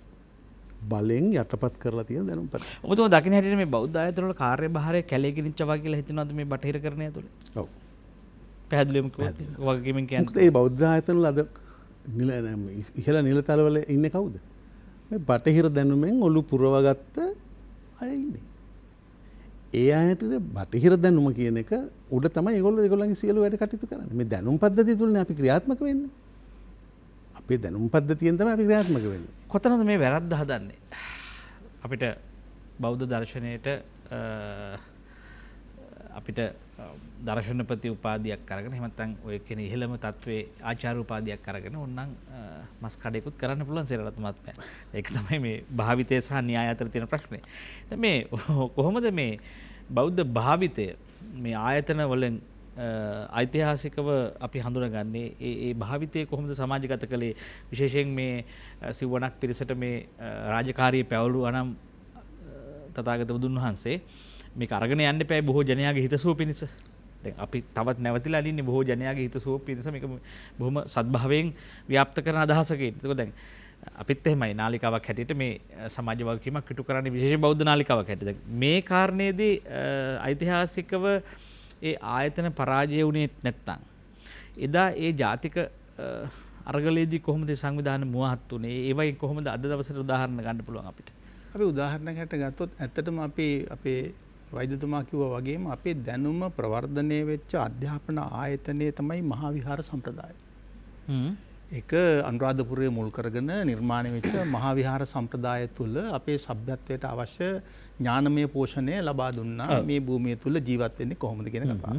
සහ ආධ්‍යාත්මික මඟ පෙන්වීමත් ඒක ඇතුළේ තිබුණා. ඒකට මිනිහා චින්තනමය සතෙක් නිසා ඔහුගේ ආධ්‍යාත්මය හැසිරීම සම්බන්ධයෙන් වන ආධ්‍යාත්මික මඟ පෙන්වීමත් කිසියම් ආකාරයකින් මේ සබ්බත්වය ඇතුළෙන් ගේන්න ඕන නිසා එදා මහා විහාරයේ විසින් ඒ මහා විහාර සම්ප්‍රදාය විසින් පසු කාලීන මහා විහාර සම්ප්‍රදාය ආයතන ගණනාවකට ගියා වුණත් ඒක අපේ රටේ ආවා. මං ඒකයි කිව්වේ ඒ ආපු ආයතන බිඳ වැටිලා ඒක තිබුණ අර මහා මූලායතන සියල්ලත් බිඳ වැටිලා රජු සංඝ සහ ගිහි කියන සමාජය එකට බැඳී තිබිලා ඒවා ඔක්කොම 1833 නීති මගෙන් අහෝසි කරලා වෙන අධ්‍යාපනයක් වෙන පරිපාලනයක් වෙන දේශපාලන තන්ත්‍රයක් වෙන ආර්ථික රටාවක් රටට ඇතුල් කරයින් පස්සේ මේකට ප්‍රතික්‍රියා දැක්වීම සඳහා අපේ එදා හිටපු යතිවරු අර මං කිව්ව 1839 රත්මලානේ පරමධම්මචේතිය පිරිවෙන පටන් ගන්නවා. ඒ පිරිවෙන පටන් ගැනීමත් එක්ක ආයාපහු මේ සભ્યත්ව සමාජය ආපහු නිර්මාණය වෙන්න පටන් ගන්නවා. ඒක ඉගෙන ගත්ත මහා යතිවරු දෙනමක් වෙච්ච යක්කඩුවේ මේ හික්කඩුවේ සුමංගල හාමුදුරුවෝ ඒ වගේම රත්මලානේ ධර්මාරාම හාමුදුරුවෝ විද්‍යෝදය සහ විද්‍යාලංකාර කියන පිරිවෙන් දෙක හදලා ආපහු මේ සભ્યත්වයට පණ දෙනවා. ඒ පණ දීමේ ප්‍රතිඵලයක් හැටියට තමයි අපි කියන මේ තියෙන නූතන බෞද්ධ සංවිධානය නිර්මාණය වෙන්නේ අහසින් ආව නෙවෙයි. මහා සංවිධානයක් විසින් මහා මඟ පෙන්වීමක් විසින් අර සભ્યත්ව විඥානයක් යලි අවද කිරීම විසින් ඒකට ආපහු ඒකාබද්ධ වෙනවා. අපේ වෛද්‍යතුමා කිව්වා වගේ වයස අවුරුදු 400කට කිට්ටු කාලයක් මේ යටත්විත්තවාදීන්ට මේ සමස්ත බුදුදහමේ වැළඳගෙන ඉන්න 70%ක් විතර ප්‍රමාණය අඩු කරන්න බැරුව ගියා. එහෙම වෙන්න හේතුව මොකද? දැන් සමහර තැන්වල ගියාම අපි ගත්තොත් ලතින් ඇමරිකානු කලාපේ එක තැනකවත් නැහැ තිබිච්ච පැරණි ඇදහිම් සෝ පැරණි සભ્યත්වයන් සියල්ල ක්‍රිස්තියානිකරණය කරලා තියෙනවා. එහෙම නැත්නම් ඒවා බටහිරකරණය වෙන තැන්වලට ගෙනහිල්ලා තියෙනවා. ඒ පැරණි මූලෝපායන් සියල්ල විනාශ කරලා තියෙනවා. හැබැයි මේ රටේ කරන්න බැරුව ගියා. ඇයි? මේකට ප්‍රතික්‍රියාවත් ආය ආපහු අපේ සමාජය ඇතුලෙන් හදාගත්තා. ඒ නිසා 1839 ඉඳලා මේක වර්ධනීයත්වයක් ලබනවා යාලි. ඒ නිසා පානදුරාවාදය නිර්මාණය වෙනවා. ඒ නිසා පැරණි දාර්ශනික යුරෝපීය දර්ශනයන් පරාජයට පත් කරනවා. ඒ නිසා ලෝකයේ ආලෝකයක් ලබා ගන්නවා. අපි ගිහි සමාජයේ මේකෙන් ප්‍රබෝධයක් ලබා ගන්නවා. අන්න ඒක ප්‍රතිඵලයක් හැටියට තමයි අර මෙතුමා කියපු ඔය බෞද්ධ සංවිධාන බිහි වෙන්න පටන් ගන්නෙ. ඒකට මඟ පෙන්වන්නේ අපේ අනගාരിക ධර්මපාලතුමා සමගෙට්ටුවත් ගුණානන්ද හාමුදුරුවෝ. ඒක ප්‍රතිඵලයක් හැටියට තමයි ඔය 1919 දී සමස්ත ලංකා බෞද්ධ මහා සම්මේලනය බිහි වෙන්නේ. එදා ඒක සමස්ත ලංකා බෞද්ධ මහා සම්මේලනය. මුළු රටට ජාතියට සිංහල බෞද්ධයට ගිහි සංවිධානයක් හැටියට ගිහියන්ගේ මුදුන් මල් කඩ හැටියට තමයි ඒක බිහි කරන්නේ. ඒකේ නිර්මාණය වෙච්ච කීර්තිමත් නායකයෝ අපි ගත්තොත් එම CWW කන්නංගර කවුද මේ ආතර් ද සිල්වා ගුණපාල මල්ලසේකර ඒ වගේ කීර්තිමත් නායකයෝ විසින් මේ ජාතික අවශ්‍යතාවයේ තීරුම් අරගෙන මේක හරියට ගොනු කරනවා. හැබැයි අර මම කියපු කාරණාව 1815 රජු අහිමි වෙලා දේශපාලන තන්ත්‍රය වෙස්ට්මිනිස්ටර් ක්‍රමයේ පාර්ලිමේන්තුවකින් ජනිත වෙනකොට අපිට රජෙක් හම්බෙන්නේ නැහැ. අපිට හම්බෙන්නේ අගමැති කෙනෙක්. අපට හම්බෙන්නේ රාජ්‍ය සභාවක් නෙමේ පාර්ලිමේන්තුවක්. ඒක සම්පූර්ණයෙන්ම පක්ෂ වලට බෙදිච්ච කෑලි වලට කඩපු විරසකයන් නිර්මාණය කරපු එකිනෙකා කාකුටා ගන්න මරා ගන්න තත්ත්වයට පරිවර්තනය කරපු බැන අඬ ගසා ගන්න එකම ජාතියක් බවට පරිවර්තනය කරපු විරසකයක් එක්කෙනවා. රජු දේශපාලන විද්‍යාත්මකව එක්තරා මතයක ඉඳලා ප්‍රශ්න කරොත් දැන් රජු අයින් වෙලා ඒ රාජ්‍ය කෙනෙක් ප්‍රජාතන්ත්‍රවාදී ආයතනයක් කෙනෙක් හැංගීමක් එනවා. නීතිය හදනවා නීතිය මතු කරන ප්‍රශ්නේ අපේ ඔළුවට දාලා දෙනවා ප්‍රජාතන්ත්‍රවාදී කියලා එකක්. ඒක කොයි කාලෙද උපන්නේ? ඒක කිනම් ඓතිහාසික සංදර්භයක් උඩද ප්‍රජාතන්ත්‍රවාදී කියන එක එන්නේ? ප්‍රජාතන්ත්‍රවාදී කියන එක එන්නේ 1600 ගණන් වල එංගලන්තේ වෙලෙන්දන්ට නිදහසේ ලෝකය කොල්ලකා ගැනීම සඳහා එංගලන්ත රාජ්‍ය සතුව රජුගේ බලය ඉල්ලා ගැනීම සඳහා කරපු අරගලයක ප්‍රතිඵලයක් හැටියට. ඒ නිසා ඒ තුල තමයි පාර්ලිමේන්තුව කියන එකක් එංගලන්තේ එන්නේ. ඒ පාර්ලිමේන්තුව කියන සම්ප්‍රදායට අවුරුදු 400ක් වයස නැහැ. අවුරුදු 400ක් වයස නැහැ. ඊට වඩා ප්‍රජාතන්ත්‍රවාදී රාජ්‍යයක් තිබුණා අපේ රටේ පරාක්‍රම බහු රජුරුවන්ගේ කාලේ. ඒකේ හිටියා රජයේ නිලධාරීන් විශාල වශයෙන් ආයතන වලට බෙදලා ඒ ආයතන පාලනය කරන්න ඒ වලක තොරතුරු හරියට ගේන්න. අද තියෙන විකාර රූපී පරිපාලනයක් නෙමෙයි 1215 ලංකාවේ අවසන්ගත පොළොන්නරුව රාජ්‍ය සමයේ තිබුණේ. සියලු නිලධාරීන් ප්‍රධානීන් රාජ්‍ය සභාවේ වාඩි කෙරෙව්වා. ඔබතුමා කියන්නේ කෙටියෙන්ම කියන්නේ මේ සભ્યත්ව විඥානය බෞද්ධ විඥානය සහ දාර්ශනික පදනම මේ තියෙන රාජ්‍ය ආන්ත්‍රණයට ජීර්ණ වෙන්නේ නැහැ කියලාද? ජීර්ණ වෙන්නේ නැහැ. ඒක අහන්න ප්‍රශ්නයක් මේ බෙහෙත වැඩ කරන්නේ නැද්ද කියලා. බෙහෙත වැඩ කරන්නේ නැහැ. එතකොට මේ ආකෘතිමය වශයෙන් අපි ඉන්නේ තැන් දෙක නම් මේක ලොකු ප්‍රශ්නයක් තියෙනවා. ඒකට හොඳම උදාහරණය තමයි අපි මේ වෛද්‍යතුමා කිව්වේ අර දැනුම ආහාරේ තියෙන්නේ ස්ට්‍රෝබරි කන්න එපා කියලා. හැබැයි අනනස් කන්න එපා කියලා නෑ. ඔව්. අපි දැන් සිතුම් පැතුම් දැන් ඔබ නිකමට කල්පනා කරන්න ඔබේ මනස ඔබේ ඔළුවක් තියෙනවා. ඔළුව ඇතුලේ සිතිවිලි නිෂ්පාදනය වෙනවා. සිතුම් පැතුම් නිෂ්පාදනය වෙනවා. මේවා නිෂ්පාදනය කරන්නේ කවුද? කාට අනුවද? මේවා සංරචනය කරන්නේ කවුද? අධ්‍යාපනය මාධ්‍ය වෙළඳපොළ අද ඔබේ ජීවිතය තීන්දුව කරලා තියෙනවා. ඔබේ ඔබ හුස්ම ගන්න හැම මොහොතකම ඔබ ඇසිපිය සලන හැම මොහොතකම ඔබේ විඥානය සහ විඥානික ඔබේ දේවල් හිතෙනවා සහ හැඟෙනවා. කවුද මේව සංරචනය කරන්නේ? පොඩ්ඩක් කල්පනා කරලා බලන්න. 066 22 83 669 නූතන බෞද්ධ ආයතන වල සමාජ වගකීම ඔබටත් මේ සම්බන්ධව යමක් කියන්න පුළුවන්. අපි ඔබට ආරාධනා කරලා සිටිනවා. දැන් අපි අපේ සමාජ දේවල් කරගෙන හිටිය අපේ ඇති කියලාත් හිතෙනවානේ. මේ කතාව ඇතුලේ හැංගෙන්න පුළුවන්. දැන් පොඩා මේ බෞද්ධ සමිතියක කාර්යභාරය මේ කියන්නේ කියලා. නමුත් දැන් සමාජ ආයතනයේ සමහර බෞද්ධ ආයතනවල තියෙන ඒ කියන්නේ ප්‍රමාණය ගත්තාම විශාල බෞද්ධ ආයතනයද ඔබතුමා කිව්වේ සමස්ත ලංකා බෞද්ධ සම්මේලනය. දැන් මෙවැනි ආයතනයක කාර්යභාරය අද කෙසියම් කඩාවැටීමකට ලක් වෙලා තියෙනවද? ඒක අහන එක සාධාරණද ඔබතුමාගේ? හොඳයිද ඒක අහන එක? මම හිතනවා අපි මේ ප්‍රශ්නය දැන් අපිට ඍජුව කතා කරන්න වෙනවා. දැන් ඇත්තටම අපි බලාපොරොත්තු වෙන දේවල් අපිට ඉෂ්ට වෙන්නේ නැත්නම් අපි සමාජයේ ඉන්න හිරවෙච්ච තැනක මොකද්ද මේ දැන් ඔබතුමා විශේෂඥ වෛද්‍යවරයෙක් හැටියට පැහැදිලිවම දන්නවා රෝග නිදානය හඳුනා ගන්න ඕනේ. අපි ප්‍රතිකරණ කරන්න ඕනේ පණිවිඩ කරුවාට නෙවෙයි ශරීරේ. ප්‍රධාන රෝග නිදාන මේ රෝග නිදානය කොහොමද හඳුනාගන්නේ? දැන් කාටද මේ අපි චෝදනාවක් කරන්නේ? මේක ප්‍රබල කාරණයක්. අපි ප්‍රශ්නයෙන් පලා යන්න බෑ. අපි මේ පොදුවේ ගත්තාම. මම හිතන්නේ ලංකාවේ තියෙන සියලුම බෞද්ධ සංවිධාන විතරක් නෙවෙයි මම හිතන්නේ සමස්ත ආයතන ව්‍යුහවල හැම තැනම යම් අර්බුදයක් ඇවිල්ලා තියෙනවා. පැහැදිලිව. ඒක මම හිතන්නේ අපි හැමෝම පිළිගන්නවා. කතින් කතා නොකරලා අපි හිතෙන් පිළිගන්නවා ඒක. ඒ අර්බුදයක් යම් තැනක තියෙනවා. දැන් මේකට මේ අර්බුදයට තමයි අපි හේතුව හොයන්න ඕන. මේ අර්බුදයට හේතුව හොයන්න ගියහම තමයි කාරණා දෙකක් අපිට ගැන හිතන්න වෙන්නේ. මම පොඩි කතාවක් කියන්නම් කමක් නැද්ද ඒකට වෙලාව ගත්තට. මේ 1865 තමයි ශ්‍රී ලංකා පොලිසිය පිහිටුවේ. එවකට තෝමස් කියලා ආණ්ඩුකාරවරයෙක් හිටියා මේ දිසාපති කෙනෙක් අනුරාධපුරේ. එතුමාට ආණ්ඩුකාරතුමා කියලා අරනවා ලංකාවේ. අපි පොලිසිය පිහිටෙව්වා ඔබට පොලිස් ස්ථානයක් අපි දෙන්නම් කියලා අනුරාධපුරේට. එතකොට මේකට උත්තර දෙනවා තෝමස් කියන දිසාපතිවරයා මේ මට පොලිස් ස්ථානයක් අවශ්‍ය නැහැ අනුරාධපුරේට. මට වැව් ටිකක් හදන්න සල්ලි දෙන්න. ඊට පස්සේ කියනවා මට ප්‍රශ්න නැහැ මෙහෙ මොකද මිනිස් මට මේ ලොකුම ප්‍රශ්න තියෙන්නේ ජූනි සහ මැයි සහ ජූනි පුරපසළොස්වක පොය දිනවලට විතරයි මට ප්‍රශ්නයක් තියෙන්නේ මොකද මිනිසුන් 25000ක් විතර අනුරාධපුර නගරයට එකතු වෙනවා පුරපසළොස් මේ ෆුල් මූන් ඩේ එකට ඒගොල්ලෝ ඇවිල්ලා ඒගොල්ලන්ගේ වන්දනමාන කටයුතු කරන දවස් දෙක තුනක් ඉඳලා ඒගොල්ලෝ යනවා. ඒගොල්ලෝ ගියාට පස්සේ එහෙම පිරිසක් 25000ක් වැනි පිරිසක් මෙතන හිටියද කියලාවත් සලකුණක්වත් ඉතුරු නොකර තමයි යන්නේ කියලා. එතකොට ඒ විදිහ හික්මීමක් ඒ විදිහ ශික්ෂණයක් තිබිච්ච මිනිස්සු කොටසක් තමයි මේ රටේ හිටියේ. ඉතින් එවැනි මිනිස්සු කොටසක් අද ඉන්න විදිහේ කණ්ඩායමක් බවට පත් වෙන්න හේතු භූත වූ නැත්නම් හේතු වෙච්ච කාරණා මොනවාද කියන එක මම හිතන්නේ අපිට හොයාගන්න පුළුවන් නම් අපිට මේ ප්‍රශ්නයට පහසු විසඳුමක් දෙන්න පුළුවන්. ඇත්තටම මේ එතුමාගේ වෙලාවේ කිව්වේ අනුරාධපුරයේ හිටපු මිනිස්සු ඒ විදිහට හොඳ ශික්ෂණයක් තිබිච්ච මිනිස්සු කියලා. මට ඊළඟට කියන්න ඕන දෙවෙනි කාරණාව තමයි ඒ ශික්ෂණය කොහෙන්ද උපන්නේ? අන්න ඒක තමයි තියෙන්නේ. ඒ ශික්ෂණය උපන්නේ අපේ සભ્યත්වය තුලින්. අපේ සભ્યත්වය තුළින් උපන් ඒ ශික්ෂණය නිසා තමයි ආණ්ඩුකාරවරයාට එදා මේ මිනිසුන්ගෙන් ප්‍රශ්නයක් තිබුණේ නැත්තේ. මේ දිසාපතිතුමාට එහෙම ප්‍රශ්නයක් නොතිබුණේ. අද විශාල පොලිස් හමුදාවක් ඉඳලත් සමාජයේ ශික්ෂණය කරන්න අමාරුයි නේ. අමාරුයි. එහෙනම් වරද තියෙන්නේ මිනිසුන් තුලද මිනිස්සුන්ව ශික්ෂණය නොකිරීමේ ප්‍රශ්නයද තියෙන්නේ. ඒක තමයි ප්‍රශ්නේ තියෙන්නේ. එතකොට මිනිස්සුන්ව ශික්ෂණය කරගැනීමේ ප්‍රශ්නය ගැන කියනකොට මම කැමති පොඩ්ඩක් අවධානය යොමු කරන්න අපේ CWW කන්නංගර මහත්මයා ඉදිරිපත් කරපු අධ්‍යාපන ක්‍රමය තුළ තිබුණේ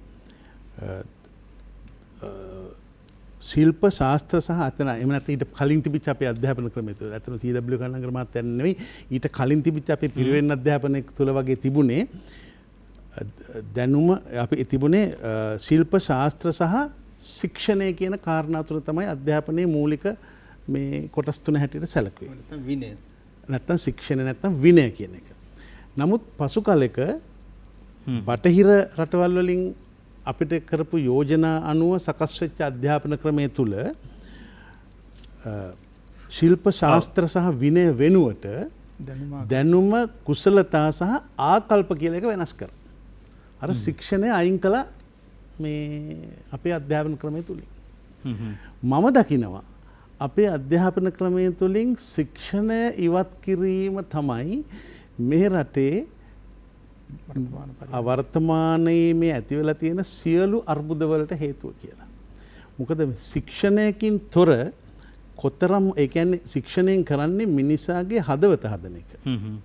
එතකොට අද ඉන්නේ මොලේ ගොඩක් දැනුම හිතේ ගොඩක් නැත්නම් හිසේ ගොඩක් දැනුම පුරවාගත් හදවත තුළ කිසි දෙයක් නැති හිස් මිනිසුන් ටිකක් තමයි අද ඉන්නේ. ඒ කියන්නේ ඒ මිනිසුන් තුළ ශික්ෂණයක් නැහැ.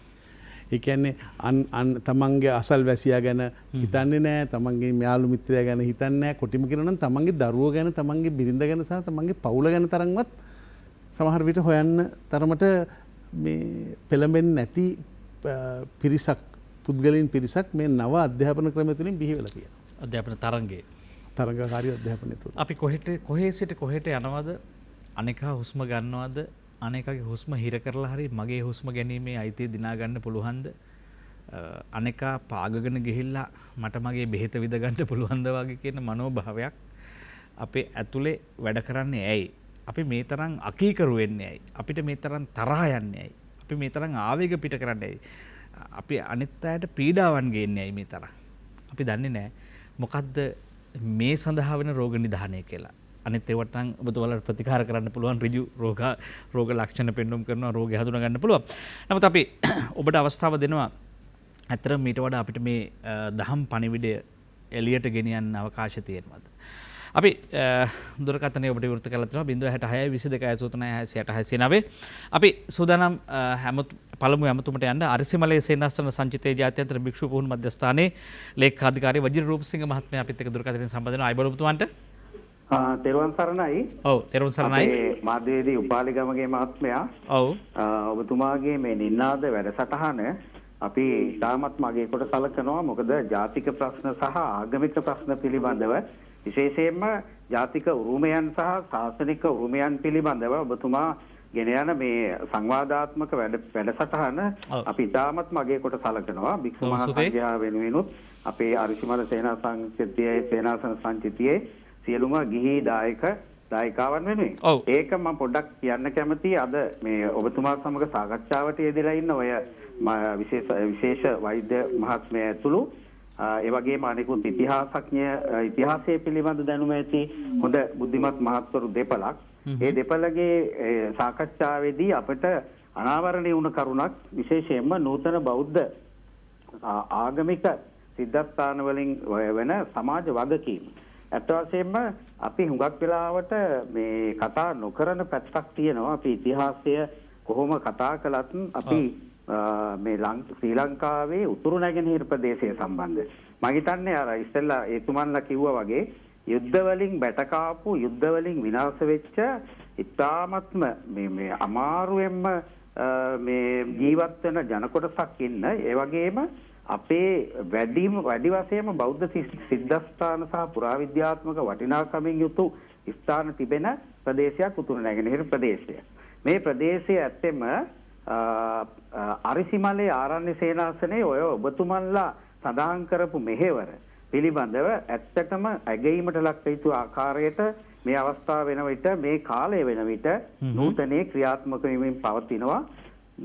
ශාසනික සහ ඒ වගේම ජාතික වශයෙන් උරුමයන් ආරක්ෂා කරගෙන ශාසනයේ ව්‍යාප්තිය සඳහා අපිට අහිමි වෙච්ච සජීවී අජීවී සියලුම පාරිසරික පද්ධතිය ඇතුළුව අපේ ශාසනික උරුමයන් ආරක්ෂා කරන ප්‍රදේශයක්. අරිසිමලය ගැන මම පොඩ්ඩක් සඳහන් කරන්නම්. අරිසිමලේ ආරණ්‍ය සේනාසනයේ හෙවත් මේ ආසිරිකන්ද පුරාණ රජමහා විහාරය තේකුණාමලේ දිස්ත්‍රික්කයේ තියෙන්නේ. කුච්චවේලි ප්‍රාදේශීය ලේකම් කොට්ටාසයට අයිති වෙන්නේ. පුල්මුඩේ ප්‍රදේශයේ පිහිටි ඓතිහාසික වැදගත්ම ස්ථානයක්. මේ ආශ්‍රිතව දර්ශනීය පරිසර කලාපයක් ඒ වගේම වෙරළ තීරයකුත් තියෙනවා. ඒ වගේම බුදුන් වහන්සේගේ කේස ධාතු රැගෙන පැමිණි තපස්සු බල්ලුක වෙලෙන්දෝ මේ අරසිමල වෙරළෙන් ගොඩ බැහැලා තිරියාය වෙත ගමන් කළයි කියලා විශ්වාසයක් තියෙනවා. ඔබතුමන්ලා දැන් මේ විශේෂයෙන් මේ බුදුදහමේ තියෙන පුරුෂාර්ථයන් සහ මේ දාර්ශනික පදනම සමාජගත කරන්න යම් වැඩ පිළිවෙලක් කරනවාද අපිට තා කෙටියෙන් කියන්න? මොකද මේ මට එතනට තමයි එන්න ඕනකම තියෙන්නේ.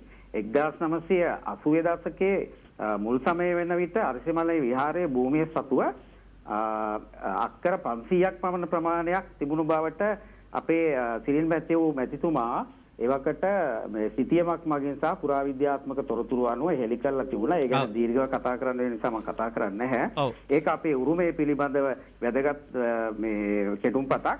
ඒ නිසා මම කියන්න කැමතියි මේ වන විට අපේ අරසිමලේ සේනා සංචිතයක් තියෙනවා. සේනාසන සංචිතයක්. ඒකේ අපේ උතුරුමැද දෙපළාතේ ප්‍රධාන සංඝනායක දිවයිනටම අපේ සාම්මිරිසු අපේ පනාමුරේ තිලකවංශ නායක ස්වාමීන්ද්‍රයන් වහන්සේ මේ වන විට උතුරු නැගෙනහිර මුළු ප්‍රදේශයම ආවරණය වෙන විදියට අපේ ඓතිහාසික සිද්ධාස්ථාන රැකමින් පවතිනවා.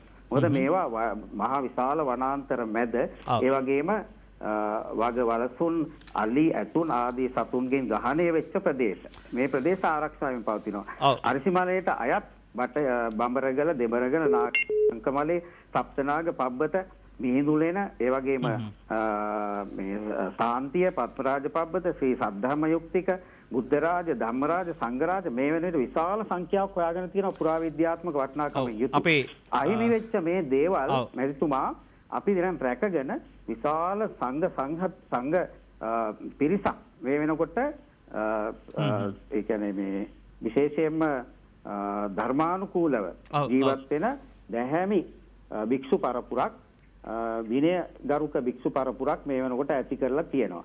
ඒ හා සම්බන්ධව අපි දැන් ආරම්භ කරනවා මෑත කාලයේදී ඊටම ඉක්මනින් මේ වෙසක් සමය වන විට භික්ෂු පුහුණු ධර්මායතනයක් විශේෂයෙන්ම මේ උතුරු නැගෙනහිර ශාසනික ප්‍රබෝධය සඳහා. අපේ සුබ පතනවා ඔබ සියලු දෙනාටම විශේෂයෙන් අපේ දැන් මේ ශාසනික මෙහෙවර පිළිබඳව නූතන බෞද්ධ ආයතනවල සමාජ වගකීම් කතා කරන වෙලාවේ කාගේ හරි මේ විදිහට සමාජ ආයතනවල බොහෝ සුවිශාල මෙහෙවරක් යෙදෙන මේ පුරෝගාමී මෙහෙවරක යෙදෙන භික්ෂුන් වහන්සේලා තාමත් ජීවතුන් අතර ඉන්නවා. ඒ අයට අපි ශක්තිය ධෛර්යය ප්‍රාර්ථනා කරනවා.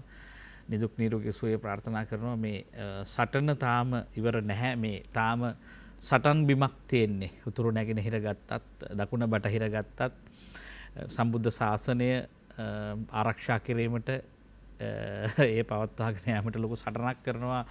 හෙළ යතිවරයන්න් වහන්සේලා උන්වහන්සේලා අපි ඇගීමට පාත්‍ර කරන්න ඕන. උන්වහන්සේලා සම්භාවනාවට පාත්‍ර කළ යුතුමයි. මේ වෙලාව අපි යනවා නිනාද සජීවී සංවාදයේ තවත් කෙටි විරාමයකට රැඳෙන්න අප සමග.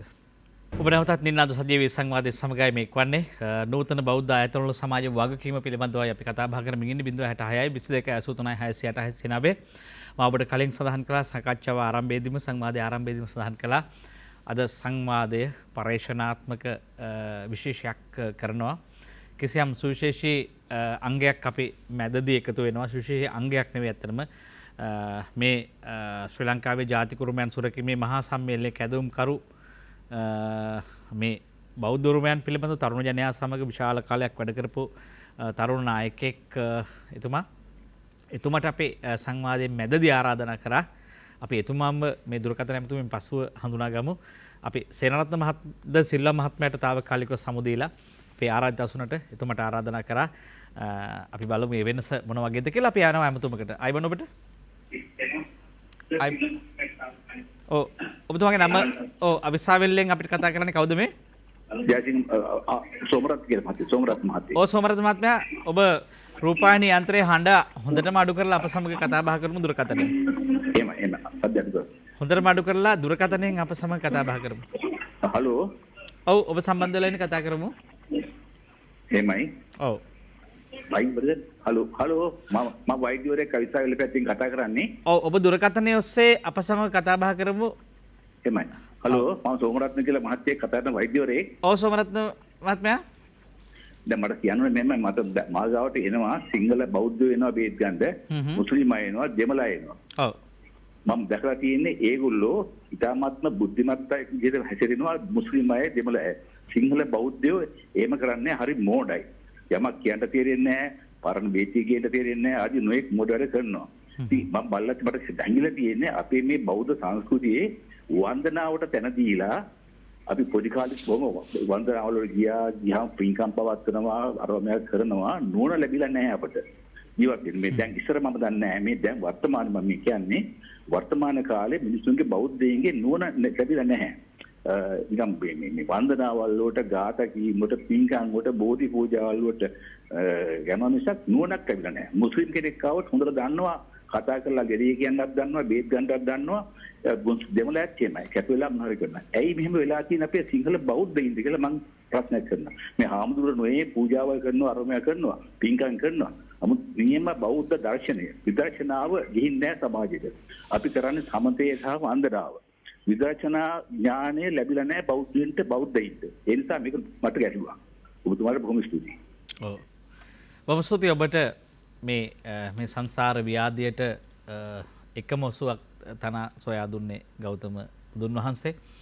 උන්වහන්සේගේ ප්‍රතිකාරය තරම් මේ දැවෙන සිතට ගිනි ගන්න සිතට මේ රාගයෙන් වෙලාගත්තු ආශාවන් වලින් පිරිච්ච නොසන්සුන් ජීවිතයට කිසියම් ප්‍රතිකාරයක් තිබේද කියලා අහන්න හිතෙනවා අපිට. මාර කලින් කිව්ව අපේ විශේෂ ආරාධිතයා ගාවට අපි කැමති එතුමන් හඳුන්වා ගන්න ජාතික උරුමයන් සුරකීමේ මහා සම්මේලනයේ කැඳවුම්කරු ජනක බෝධි නන්ද ගුණතිලක මහත්මයා අපිත් එක්ක සාකච්ඡාව අතරතුරදී සම්බන්ධ වෙනවා. ඔබතුමා පිළිගන්න ආයුබෝවන් කියලා. ඔබතුමා පිළිගන්න ගමන් මම කැමති විශේෂඥ වෛද්‍ය අශෝක කමලදාස මහත්මයා ළඟට සංවාදය අරගෙන යන්න.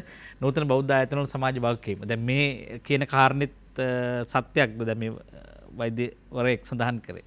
ඒතර අපේ කොහේ හරි වැරදිලා තියෙනවා නේද අපේ ආයතන වල කාර්යභාරය ඇතුලේ අපි අපේ වැඩේ හරියට කරලා නැහැ වයි කියලා එකක් සමාජගත වෙලා තියෙන එක හොඳයිද මේ ආයතන වලට හොඳයිද ඒක ඔබතුමා මොකක්ද ඒ ගැන කියන්නේ? මමත් දැන් අවුරුදු 41ක් වෛද්‍යවරයෙක් හැටියට සේවය කරලා තියෙනවා. කොළඹ නගරය තුළ විතරක් අවුරුදු 20ක් විතර සේවය කරලා තියෙනවා. පිට පළාත්වල විශේෂයෙන්ම අනුරාධපුර කාටගස්දිගිලිය එතකොට මොරවක දෙනියා ඒ වගේ පැතිවල මම ප්‍රතික සේවය කරලා තියෙනවා. මෙහෙමයි මට හිතෙනවා ඇත්තටම ගම්බද ජනතාවගේ පොඩි විශේෂයෙන්ම බටහිර වෛද්‍යවරයෙක් ළඟට ගියාම පොඩි චකිතයක් ඇති වෙනවා කියලා මම දැකලා තියෙනවා. මොකද වෛද්‍යවරුන් එක්තරා විදිහක අමුතු තත්ත්වයක් මවාපාගෙන තමයි උඟක් වෙලාට මේ පිට පළාත්වල වැඩ කරන. විශේෂයෙන්ම දැන් නම් ඒ ගති ගොඩක් අඩුයි. නමුත් අපි රාජකාරිය ආරම්භ කරන කාලේ ඒ විදිහට තමයි තිබුණේ. වෛද්‍යවරයෙක් දෙස හරි බොහොම ගෞරවයෙන් බයකින් තමයි වෛද්‍යවරයෙක් ළඟට කිට්ටු වෙන්නේ. එතකොට මට හිතෙනවා ඒගොල්ලන්ගේ යම්කිසි චකිතයක් හෝ නිසා ඒගොල්ලන්ගේ කියන්න අවශ්‍ය දේ හරියට කියාගන්න බැරි වෙනවා. එහෙම වෙන්න පුළුවන් කියලා. නමුත් මට නම් එහෙම අත්දැකීමක් නැහැ.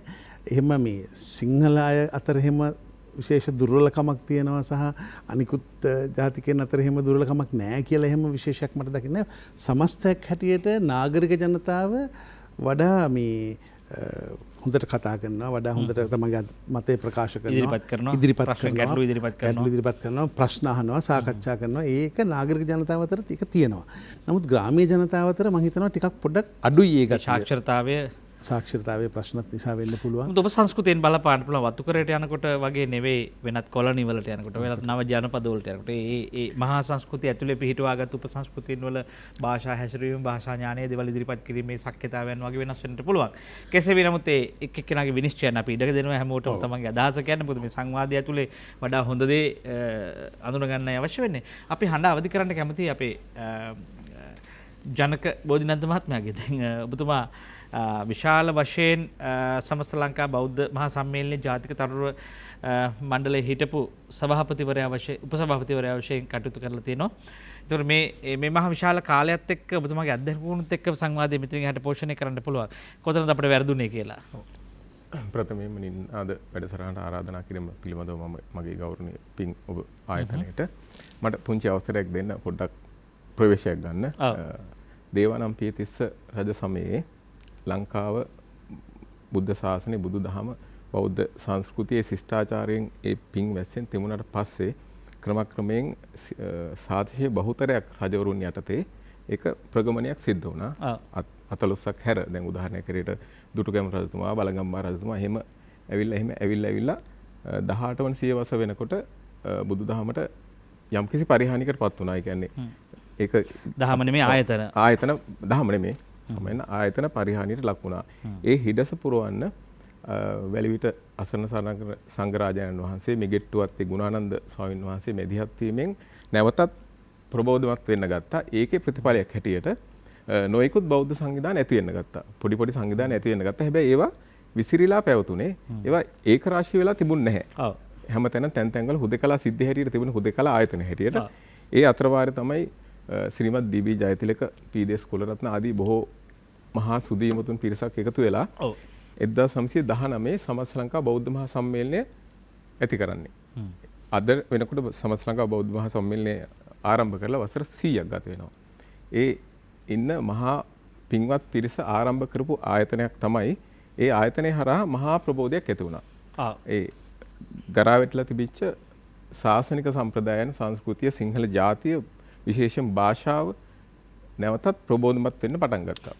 ඒ ප්‍රබෝධමත් වීමේ ප්‍රතිඵලයක් හැටියට 1956 බෞද්ධ පරීක්ෂණ කොමිෂන් සභාව වාර්තා මේ කොමිෂන් සභාව පත් කරනවා. ඒක තුල ඇතිලා තිබු සියලුම හිඩැසන් වලට ගැළපෙනා වූ නිර්ණායකයන් ඉදිරිපත් කරනවා. ඒක තුල පිහිටලා කටයුතු කරන්න ඒ කාලේ සමත් වුණා. බෞද්ධ මහා සම්මේලනයේ ඒ කාලේ මොනතරම් උඩ තැනක තිබුණාද කියනවා නම් ඒකට තියෙන ශ්‍රේෂ්ඨතම උදාහරණය තමයි 1959 බණ්ඩාරනායක මැතිතුමා ඝාතනය කරාම එවකට සභාපති හැටියට කටයුතු කරන්නේ මල්ලසේකර මැතිතුමා. මල්ලසේකර මැතිතුමාට ආරාධනා කරනවා අග්‍රාමාත්‍ය ධූරේ බාර ගන්න.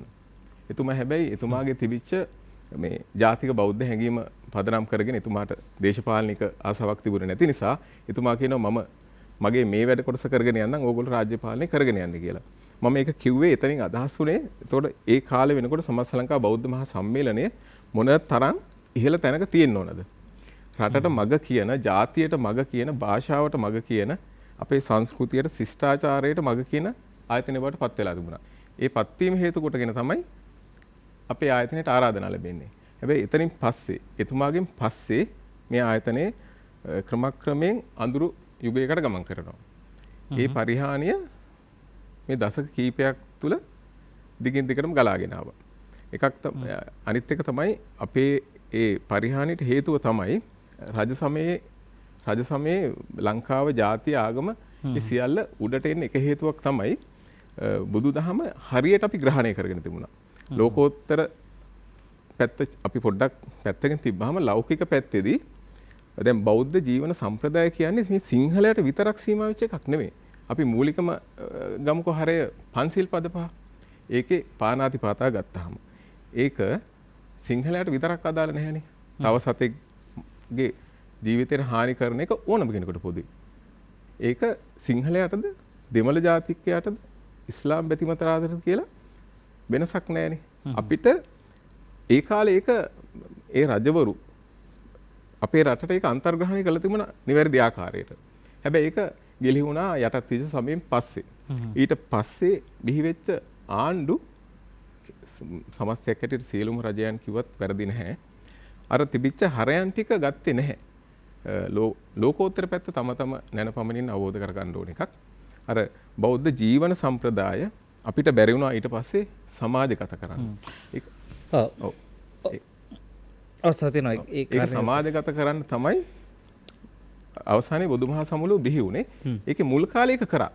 ඒක නිසා තමයි මහා පිබිදීම් සිද්ධ වුණේ. හැබැයි අපි අදටත් අපිට බැරි වෙලා තියෙනවා මේ බෞද්ධ ජීවන සම්ප්‍රදායක් මේක තියෙන මේ ප්‍රායෝගික පැත්ත මිනිස්සුන්ට කියලා දෙන්න. ඒක තමයි අපේ අතින් වෙච්ච ලොකුම වැරද්ද. දැන් ඔබතුමාගෙම මේ ප්‍රශ්නේ අහන එක සාධාරණයි කියලා හිතන ඔබතුමා ගැඹුරු විග්‍රහයක් කරනවා මේ සම්බන්ධව.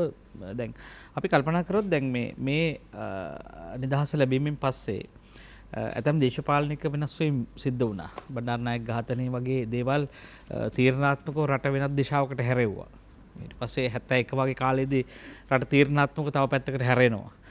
සමගි පිරිමුණ ආණ්ඩුව වගේ කාලය ඇතුළත. දැන් මේකේ දේශපාලන ඉතිහාසය තුළ බෞද්ධ සංවිධානවලට කිසියම් ජාතිවාදී මුහුණුවරක් ආවේ නැද්ද? ඒ ජාතිවාදී මුහුණුවර සහ අපි 83 කළු ජූලිය වගේ දේශපාලන සංසිද්ධි හැටියට ගත්තොත් එහෙම අපිට මේ ඒ අර තිබුණු බුදුදහමේ තිබුණු පුරුෂාර්ථයන් වෙනුවට වෙන දේශපාලන බලවේග වලින් මේ කියන නාමපුවරට ගැටලු හානියක් වුනේ නැද්ද? දැන් අදටත් බෞද්ධ සංවිධානයක් කිව්වම මේ බෞද්ධ කියපු ගමන් කිසියම් ජාතිවාදී ස්වරූපයකින් මේක දිහා බලන මානයක් නැද්ද? අන්න ඒක තමයි ගමගේ මහත්තයා අපිට වැරදි තැන. ඒ කියන්නේ අපිට නෙමේ අපි දිහා බලන් ඉන්නේ අපිට වරද්දපු තැන.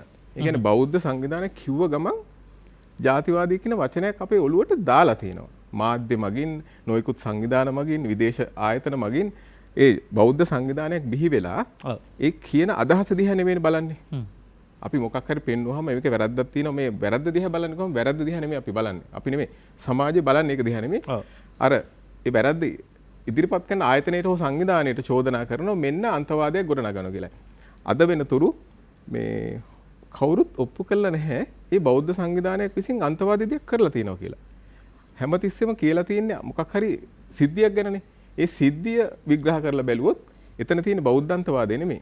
දැන් බුදුදහමේ භික්ෂුන් වහන්සේ නමක් හෝ බෞද්ධ සංවිධානයක් හෝ බෞද්ධ ආයතනයක් මොනෑම් හෝ තැනක වෙනත් ජාතියකට වෙනත් ආගමිකයෙකුට හානියක් කරලා බුදුදහම වෙනුවෙන් කටයුත්තක් කරලා නැහැ මේ ඉතිහාසයේ. බුදුදහම තරම් අවිහිංසාවාදීව කටයුතු කරපු දහමක් නැහැ. හැබැයි අපි මම නම් වශයෙන් නොකියට වෙනත් ආගම් අපේ රටට මේ හානිය කරලා තියෙනවා. බුදුදහම ධර්මදේශනයට හෝ ශාසනික කටයුත්තකට හෝ සංස්කෘතික මේ කටයුත්තකට තව කෙනෙකුට හානියක් කරලා සිද්ධ කරපු අවස්ථා ඉතිහාසයේ නැහැ. හැබැයි මේ මොකද්දෝ වෙලාගත්ත ජාත්‍යන්තර බලවේගයක් අපේ ඔළුව වලට දාලා තියෙනවා. අපි ජාතිවාදීන්නේ මොකක් හරි බුදුදහමේ නිකන් බෝධි පූජාවක් තිබ්බත් එතන ජාතිවාදය තියෙනවා කියලා බලනවා. ඒ තරමට අපේ ඔළුව මනස හදලා තියෙන්නේ. ඒක එතන හිර වෙලා මොකද්දෝ හේතුවකින් ජනමාධ්‍ය උනත් මම හිතනවා ඒක අනවශ්‍ය විදිහට උලුප්පා දක්වන්න උත්සාහ කරනවා කියලා. සමහර මම කියන්නේ මේ ආයතනේ නෙමෙයි. හැමතිස්සෙම කිනම් හෝ මේ බෞද්ධ ආයතනයේ තියෙන ප්‍රශ්න අහන්නේ මේකට විසඳුම හොයන්න ඕන නිසා. ඒක තමයි. අපි පෙන්වන දේ ගැන නෙමෙයි බලන්නේ. මොකද්දෝ විශ්වලාගත්ත තැනකින් එන ප්‍රශ්නයක් එහෙමම ඇවිල්ලා අපේ ඇගෙන් තියෙනවා මේ ජාතිවාදය කියලා. හැබැයි එහෙම දෙයක් බෞද්ධ ආයතනින් හෝ බෞද්ධ සංවිධානයකින් සිද්ධ වෙලා නැහැ.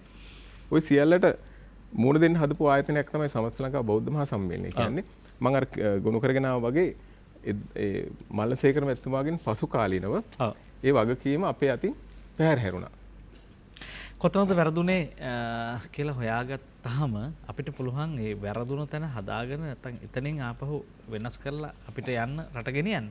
0.66 22 83 608 609 අපි ඔබට ආරාධනා කර සිටිනවා එන්න. මම ආපහු යන්නේ විශේෂඥ වෛද්‍ය අශෝක කමලදාස් මහත්මයා ළඟට. මේක මහා කතාවක්, මහා පින්තූරයක්. දැන් බැලූ බැල්මට අපිට පේන්නේ මේ කුඩා බෞද්ධ සංවිධාන වලින් කරන සමාජ බලපෑමට වඩා මේ මහා බෞද්ධ සංවිධානයක් තමයි මේ සමස්ත බෞද්ධ දේහයේ නාඩි තීරණය කරන්නේ. එතකොට හේ හදගස්ම තීන්දුව කරන්නේ. එතකොට දැන් අපි ඔය කුඩා බෞද්ධ සංවිධානයේ තියෙන ගමන් අපි සමස්ත ලංකා බෞද්ධ සම්මේලනය වැනි මහා සංවිධානයක කාර්යභාරය මේ මොහොතේ කොතනද තියෙන්නේ ශ්‍රී ලංකාව ඇතුලේ ස්ථානගත වෙලා තියෙන්නේ? දැන් ඇත්තටම බෞද්ධයෝන්ගේ ඉන්නවනේ ස්වාමීන් වහන්සේලා අපේ ස්වාමීන් වහන්සේලා ඉති වෙන්නේ ගිහිම ශ්‍රාවක පිරිස. ශ්‍රාවක පිරිසට අයිති සංවිධාන ව්‍යුහයක් වෙනම තියෙනවා. නිකායවල තියෙනවා. නිකාය පාලක සභා තියෙනවා. විවිධාකාරයෙන් ඒක සකස් කරලා තියෙනවා ඒ පාලන ව්‍යුහය. ඊට පස්සේ ගිහියන්ගේ පාලන ව්‍යුහ ගිහියන්ව එක්තරා විදිහකට සමායෝජනය කරන්න වැළගිය දේවල් කරන්න තමයි ඔය අනිකුත් බෞද්ධ සංවිධාන බිහි වෙලා තියෙනවා. ගිහි සමාජයේ තියෙනවා, පැවිදි සමාජයේ තියෙනවා. ගිහි සමාජයේ උපාසක උපාසිකා කණ්ඩායම් ඉන්නවා, පැවිදි සමාජයේ භික්ෂු භික්ෂුණී කණ්ඩායම් ඉන්නවා. භික්ෂු භික්ෂුණීන් වෙනුවෙන් ඒ ස්ථාපිත වූ නිකායවල තියෙනවා. ඒ සඳහා මේ විනය නීති තියෙනවා. විනය නීතික පද්ධතියක් තියෙනවා. ඒ සෑම දෙයක්ම තියෙනවා ඒ අවශ්‍ය කටයුතු සඳහා. ඒ වගේම රජයෙන් පනවපු නීතිත් තියෙනවා ඒ සඳහා. නමුත් ගිහියන්ගේ පැත්තෙන් බලුවොත් ගිහියන් වෙනුවෙන් පෙනී සිටින ගිහියන්ගේ වැඩ කටයුතු සමාජෝජනය කරන ගිහියන්ගේ වෙනුවෙන් යම් දේවල් දිනා ගන්න ඉදිරිපත් වෙන එහෙම සංවිධානයක් අපිට කවදාවත් තිබිලා නැහැ එහෙම. එතකොට එහෙම බිහිවෙච්ච සංවිධාන ගොඩක් ලංකාවේ තිබිලා තියෙනවා. ඔව්. කුඩා සංවිධාන. ඒවා අතරින් මේ ප්‍රධානම සංවිධානය හැටියට තමයි මේ සමස්ත ලංකා බෞද්ධ මහා සම්මේලනය කියන එක ඇති වෙලා තියෙන්නේ. එතකොට ගිහි බෞද්ධයන්ගේ මූලස්ථානය හැටියට කිව්වට කිසි වරදක් නැහැ. කේන්ද්‍රස්ථානය නැත්තම් මූලස්ථානය හැටියට කියලා මේ සමස්ත ලංකා බෞද්ධ මහා සම්මේලනය. එතකොට ගිහි බෞද්ධයන් වෙනුවෙන් කළ හැකි ගොඩක් වැඩ තියෙනවා. එතන. උදාහරණයක් හැටියට කිව්වොත් ගිහි බෞද්ධයන්ගේ ආර්ථිකය හැඩගස්සන්න උදව් කරන්න පුළුවන්.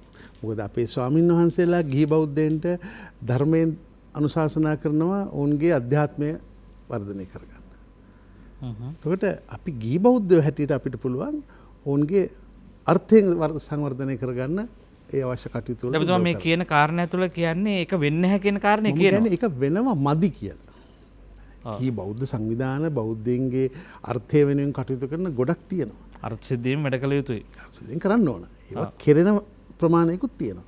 මම කියන්නේ අපිට දැන් කෙරෙන්න ඕන ප්‍රමාණයට වඩා බොහෝ අඩුවෙන් කෙරෙන්නේ. මොකද අපි දන්නවා අද රටේ වෙළඳාම සම්පූර්ණයෙන්ම තියෙන්නේ බෞද්ධ නොවන පිරිසක් අතේ. වෙළඳාම සම්පූර්ණයෙන් බෞද්ධ නොවන පිරිසක් අතේ. රටට භාණ්ඩ ආනයනය කිරීම තියෙන්නේ බෞද්ධ නොවන පිරිසක් අතේ. භාණ්ඩ බෙදා හැරීම තියෙන්නේ බෞද්ධ නොවන පිරිසක් අතේ. එතකොට රටේ ප්‍රධාන මර්මස්ථාන ආර්ථික මර්මස්ථාන පාලනය කරන්නේ ඒ අය. දැන් මේ රටට ආර්ථිකය අරගෙන එනකොට රටේ පොදු ආර්ථිකය ඇතුලේ අපිට ඒ මුදල් ගලා එනකොට ඒවා බෞද්ධ අබෞද්ධ කියලා වෙන් කරන්න පුළුවන්ද? ඔව් පුළුවන්. ඒවට සම්බන්ධ අය තමයි ඊට පස්සේ ඒ ලැබෙන මුදල් තමයි ඊළඟට විවිධාකාරයේ අන්තවාදී ක්‍රියා සඳහා යොදවෙන්නේ. ඒතර ඇත්තටම කියන්නේ රටේ මිල පාලනය කරන්නේ වෙනි අය. ඒ භාණ්ඩවල මිල පාලනය කරන්නේ. එතකොට ඒ උපයන මුදල් වලින් යම්කිසි ප්‍රමාණයක් අන්තවාදී කටයුතු සඳහා යෙදවෙන්න පුළුවන්. නමුත් දැන් යම්කිසි හැම රටකම දැන් මුගක්ගත් අපි හිතන්න උදාහරණයක් හැටියට ගමු දැන් ජපානය ගන්න. ජපානයේ ජපන් ජාතිකයෙක් නොවන කෙනෙකුට බෑ ඇවිල්ලා පිටින් මේ වෙළඳාම් කරන්න. කිසිම දෙයක් කරන්න බෑ ජපානයේ පිටින් ඇවිල්ලා. ජපන් ජාතිකයෙකුට පමණයි. අරාබිකරේ ගන්න. මම අරාබි රටක අවුරුදු 6ක් ජීවත් වුණා. කෙනෙක් මට යෝජනා කළා අපි මේ ක්ලිනික් එකක් පටන් ගමු කියලා. ඒකට කරන්න ගියාම ඔබතුමා දැන් අරාබි ජාතිකයෙක් එකේ ඉන්න ඕන. එයාට 50%කට වැඩිය කොටස් තියෙන්න ඕන. ඒ වගේ තියෙනවා විශාල මේ වගේක් ඒවත් නීති රීති රෙගුලාසිත් ගොඩක් තියෙනවා. නීති රීති ගොඩාක් තියෙනවා. ඒගොල්ලන්ගේ ආර්ථිකය ඒගොල්ලෝ අතේ තියාගන්න. ඒ ප්‍රධාන ජනවර්ගය අතේ තියාගන්න එතන තියෙනවා. හැම රටකම ඒ වගේව තියෙනවා. ඉතින් අපේ රටේ තමයි දැන් අපේ සිංහල බෞද්ධ ගත්තොත් එimhe සිංහල බෞද්ධයන්ට ඇත්තටම ආර්ථිකයේ කිසිම තැනක් නැහැ. බොහොම ටික දෙනයි අපේ ආර්ථිකය මෙහෙවන සිංහල බෞද්ධයෝ ඉන්නේ. ආර්ථිකයට යම් දායකත්වයක් දක්වන. එතකොට ඒ විතරක් නෙමෙයි රටේ ප්‍රධාන මර්මස්ථාන පෞගේ දවස්වල ඔය කතාවෙන් වෙන කෙනෙකුට රිදෙන්නේ නැද්ද ඔහොම කතා කරපුවාම? ඒ කියන්නේ බෞද්ධයෝ නොවන කෙනෙකුට රිදෙන්න විදිහක් නැද්ද ඔය කියපුවාම? නෑ මම හිතන්නේ දැන් උදාහරණයක් හැටියට අපි ගමු එංගලන්තේ වගේ රටක වෛද්‍යවරයෙක් ගියොත් එහෙම ලංකාවේ. ඒ වෛද්‍යවරයා යම් කිසි තනතුරකට ඉල්ලනවා ඒ රෝහලක. ඉල්ලුම් කරනවා. ඒ රටේ වෛද්‍යවරුත් ඉල්ලනවා. වැඩිපුර අවස්ථාව ලැබෙන කාටද? ඒ රටේ වෛද්‍යවරයාට. ඒක ලෝකේ හැමතැනම තියෙනවා. අද ඇමරිකාවට යන්න. ඇමරිකාවේ ගිහිල්ලා වෛද්‍යවරයෙක් හැටියට වැඩ කරන්න ගියාමත් ඔය ප්‍රශ්නේ තියෙනවා. ඒ රටේ වෛද්‍යවරු කවුරුත් නැත්නම් ඒ වෙනුවෙන් ඉදිරිපත් වෙලා එතකොට අපේ කෙනෙකුට අවස්ථාවක් ලැබෙනවා. නමුත් ඒ රටේ කවුරු හරි ඉන්නවනේ ඒ රටේ පුද්ගලයාට තමයි ප්‍රමුඛතාවය ලැබෙන්නේ. මේක ලෝකේ පුරාම තියෙනවා. ඇත්ත තත්ත්වයක්. ඇත්ත තත්ත්වය මේකයි. මම හිතන්නේ සිංගප්පූරුව අපි කියනවානේ එහෙම නැති රටක් කියලා. එහෙමත් නැහැ. සිංගප්පූරුවේ සමහර මේ තනතුරු තියෙනවා. ඒව හොබවන්නේ චීන ජාතිකෙන් විතරයි. ඔය ප්‍රජාතන්ත්‍රවාදී කියලා මහා ඉහළින් හඬ නගන කෑ ගහන රටවල් වල ඇත්ත කතාව බොහොම වෙනස් කියලා අපි දැන් හෙළිදරව්වමින් තිබෙනවා. දැන් මේ තව විශේෂ ප්‍රශ්නයක් තියෙනවා. දැන් ඔය දැන් ආගමික නීති රීති දැන් අපිට තියෙනවනේ සුවිශේෂී ආගමික දැන් අපේ භික්ෂුන් වහන්සේලාත් උසාවිය වලට කැඳවනවා. දැන් මම කියන්නේ මේ ගැටීම් ඇති වෙන තැන්. ඒතකොට පොදුවේ ගත්තහම මේ සමාජ දේහය ඇතුළේ දේශපාලන ආකෘතිය ඇතුළේ ආගම සහ නීතිය මේ තියෙන නීතිය ගැටෙන තැන් නැද්ද? දැන් මේ වෙන බෞද්ධ ආගම නෙමෙයි වෙන අනිත් ආගම් වල නීති පවා දැන් ගැටෙන්න පටන් අරන් තියෙනවා. මොකද්ද ඒ සම්බන්ධව ඔබතුමා දකින්නේ? මම දකින්නේ සියලු දෙනාටම පොදු එක නීතියක් තියෙන්න ඕන. සියලු දෙනාම එක පොදු නීතියක් තියෙන්න ඕන. ආගම මොකක් වුණත්, ජාතිය මොකක් වුණත්, භාෂාව මොකක් වුණත් එකම නීතියකට සියලු දෙනා යටත් විය යුතුයි. ඒ යම් රටේ ජීවත් වෙනවා. හැබැයි දැන් මෙහෙම ඒවා තියෙනවා. දැන් සමහර දැන් උදාහරණයක් හැටියට භික්ෂුන් වහන්සේ නමක්. භික්ෂුන් වහන්සේ නමක් යම් කිසි වරදකට චූදිතෙක් බවට පත් වෙනවා. චූදිතෙක් බවට පත් වුනහම එම භික්ෂුන් වහන්සේව ඒ සිවුර පිටින් අධිකරණයට ගෙනහිල්ලා සිවුර පිටින් හිරගයට ඇවලා එයාට දඬුවම් කරන්න යන එක ගැන මම කියන්නේ ඒක වැරදි වැඩක්. එතෙන්දි මම දකින්න කෙරෙන්න ඕන මුලින්ම කරන්න ඕන එම භික්ෂුන් වහන්සේ අයත් නිකායේ යම් කිසි අධිකරණ ක්‍රියාවලියක් තියෙනවා. සංඝාධිකරණයක් තියෙනවා. ඒ සංඝාධිකරණය මගින් මේ ප්‍රශ්නය ගැන අධ්‍යයනය කළා එම භික්ෂුන් වහන්සේ ඒ වැරද්දට ඒ චෝදනාවට වැරදිකරු කියලා ඒ සංඝාධිකරණයට දැනුනොත් එම භික්ෂුන් වහන්සේව උපයෝධි කරන්න ඕන. උපයෝධි කරලා එයාව බාර දෙන්න ඕන රටේ සාමාන්‍ය නීතිය යටතේ එයාට කටයුතු කරන්න කියලා. අපි ඔබතුමාගේ යෝජනාවක් අපි කතා කරොත් සාමාන්‍යයෙන් ජනක මහත්මයා දැන් මෙතන වැදගත් කතාවක් එනවා. ඒ තමයි මේ නිතරම මේ සමස්ත කතාව ගත්තාම මෙතුන් මේ කතාව දිගහැරපුව හැටි පේනවා. අපි හැමෝටම මේක පේනවා. රාජ්‍ය විසින් කියන්නේ මේ පවතින රාජ්‍ය තන්ත්‍රය විසින් මේ ප්‍රතික්ෂේප වෙන ස්වභාවයක් මේ ආගමික පිළිගැනීම් විශ්වාසයන් සංස්කෘතිය බෞද්ධ සංස්කෘතිය වගේ දේවල්. හැබැයි අපි කොහේ හෝ තනක ව්‍යවස්ථාවේ හෝ සම්මතව පිළිගන්නවායයි කියලා කොහේ තිබුණත් කෙසියම් මේ අතර ගැටුමක් තියෙනවා කියලා පේන්නේ නැද්ද? නොනවතින සටනක් තිබිලා නැද්ද ඉතිහාසෙන් නම් මේ මෑත ඉතිහාසෙන් නම් මේ ඔබතුමා නිවැරදි මෑත ඉතිහාසෙන් නම් ගත්තොත් අපි ව්‍යවස්ථාවට ඇතුල් කරලා තියෙනවා තමයි නම ඉනවා ගන්ති. මම අර කලින් කිව්වා වගේ අපි බෞද්ධ ජීවන සම්ප්‍රදාය සමාජගත කරන්න උත්සාහ කරලා නැහැ. අපි හැමතිස්සෙම සිංහල බෞද්ධ කියලා වගේ වචනයක් ඔබ්බලා මිනිස්සුන්ගේ අන්‍ය ජාතීන්ගේ ඔළුවට මේ පොඩි වෛරයක් තැම්පත් කිරීම තමයි කරලා තියෙන්නේ. දැන් බුදුදහමේ බුදුරජාණන් වහන්සේ සිංහ බෞද්ධයන්ට බණ කිව්වේ නැහැනේ. බුදුරජාණන් වහන්සේ බණ කිව්වේ මිනිස්සයන්ට. ඒක නිසා අපිට බැරි වෙලා තියෙනවා ඒ සම්ප්‍රදායන් ටික මිනිස්සුන්ට දෙන්න. බුදුදහමේ තියෙන ජීවන සම්ප්‍රදායන් ටික මිනිස්සුන්ට දුන්නා නම් මේ බුදුදහම කියන්නේ ඇත්තටම මේ රජයක ඕනම රාජ්‍යයකට පදනම් කරගන්න පුළුවන් දෙයක්. ඒකේ කාටවත් වැඩිපුර වැටෙන්නෙත් නැහැ, කාටවත් අඩුවෙන් ලැබෙන්නෙත් නැහැ. මේක බොහොම සාධාරණ පදනමක්. මම නැවතත් කියන අර ලෝකෝත්තර පැත්තට වෙනම වැඩක්, වෙනම විෂයක් ඒක. අර ලෞකික පැත්තේ තියෙන සාධාරණයන් ටික අපේ මෑත කාලේනේ අපිට බැරි වෙලා තියෙනවා පොදුවේ මිනිස්සයන්ට අන්තර්ග්‍රහණය කරන්න. ඒක කරා නම් මේ ගොඩාක් ප්‍රශ්න වලට විසඳුමක් ලැබෙනවා. දැන් අර දුරකථන ඇමතුමුත් ලබා දුන්නද භක්තිය කේන්ද්‍ර කරගත්තු ක්‍රියාකාරකම් ටිකක් අපි කරමින් ඉන්නවානේ. වන්දනා කරනවා, පූජා පවත්වනවා, ගාථා කියනවා. දැන් හැබැයි මේ මිනිස්සු විදර්ශනාව වඩවන්න නැත්නම් ඊට වඩා මිනිස්සු සවිඥානික කරවන්න බෞද්ධයන් හැටියට එහෙම වැඩ පිළිවෙලක් නැහැ කියන කාරණේ පොදුවේ තියෙන විවේචනයක්. ඔව්. ඒකට සම්බන්ධව මේ ඒකට ප්‍රධානම හේතුව තමයි අපි තේරීය සම්ප්‍රදාය තුළ පිළිහිටලා කටයුතු නොකිරීම. අපි ඒකට වෙනම අර ඒ දුරකථන ඇමතුම දුන්න මහත්මයා කිව්වා වගේ අපි වෙනම ඒකට එළියෙන් දාගත්ත පුද පූජා එදහිලි අසීමාන්තිකව ඇතුල් කරගෙන තියෙනවා. එක්තරා ප්‍රමාණයකට තියෙන එක වැරද්දක් නෙමෙයි. ආගමික ඇදහිලි විශ්වාසයන් බෝධි පූජාවකින් මිනිසෙකුට සහනයක් ලැබෙන්න පුළුවන්. හැබැයි ඒක තුළ තේරවාදී බුදු දහමන තිබෙන්න පුළුවන්. හැබැයි ඒකේ මිනිසෙකුට මේ මගට යන්න හයියක් අත්වලක් සහනයක් වෙනවා. ඒක වෙලා තියෙන්නේ අපි ක්‍රම අර එක එක කල්ලි කන්දෑම් වලින් ඇවිල්ලා ඒක අසීමාන්තිකව මිනිසුන් ගොළුවට දාලා තියෙනවා. තේරීය සම්ප්‍රදාය යට ගිහිල්ලා තියෙනවා. ඇවිල්ලා තියෙන්නේ ඇදහිලි පුද පූජා. ওই ටික උඩට ඒම තමයි අරකට තියෙන ගැටලුව. එතුමා කිව්ව ප්‍රශ්නේ මේ රටේ දැන් තියෙනවා. මේ විදිහට ගියොත් එහෙම තව දශක දෙකක් විතර යනකොට ඇත්තටම බුදුදහම කියන එක නැති වෙන්නත් පුළුවන්. කියන්නේ බුදුදහම නැති වෙන්නේ මම කියන්නේ අපේ භාවිතාවෙන් බුදුදහම කියන එක නැති වෙලා වෙනම ඇදහිලි පුද පූජා ටිකක් ඉතුරු වෙන්න පුළුවන්. ඒ අනතුර ඉස්සරහ අපි දැන් ඉන්නවා.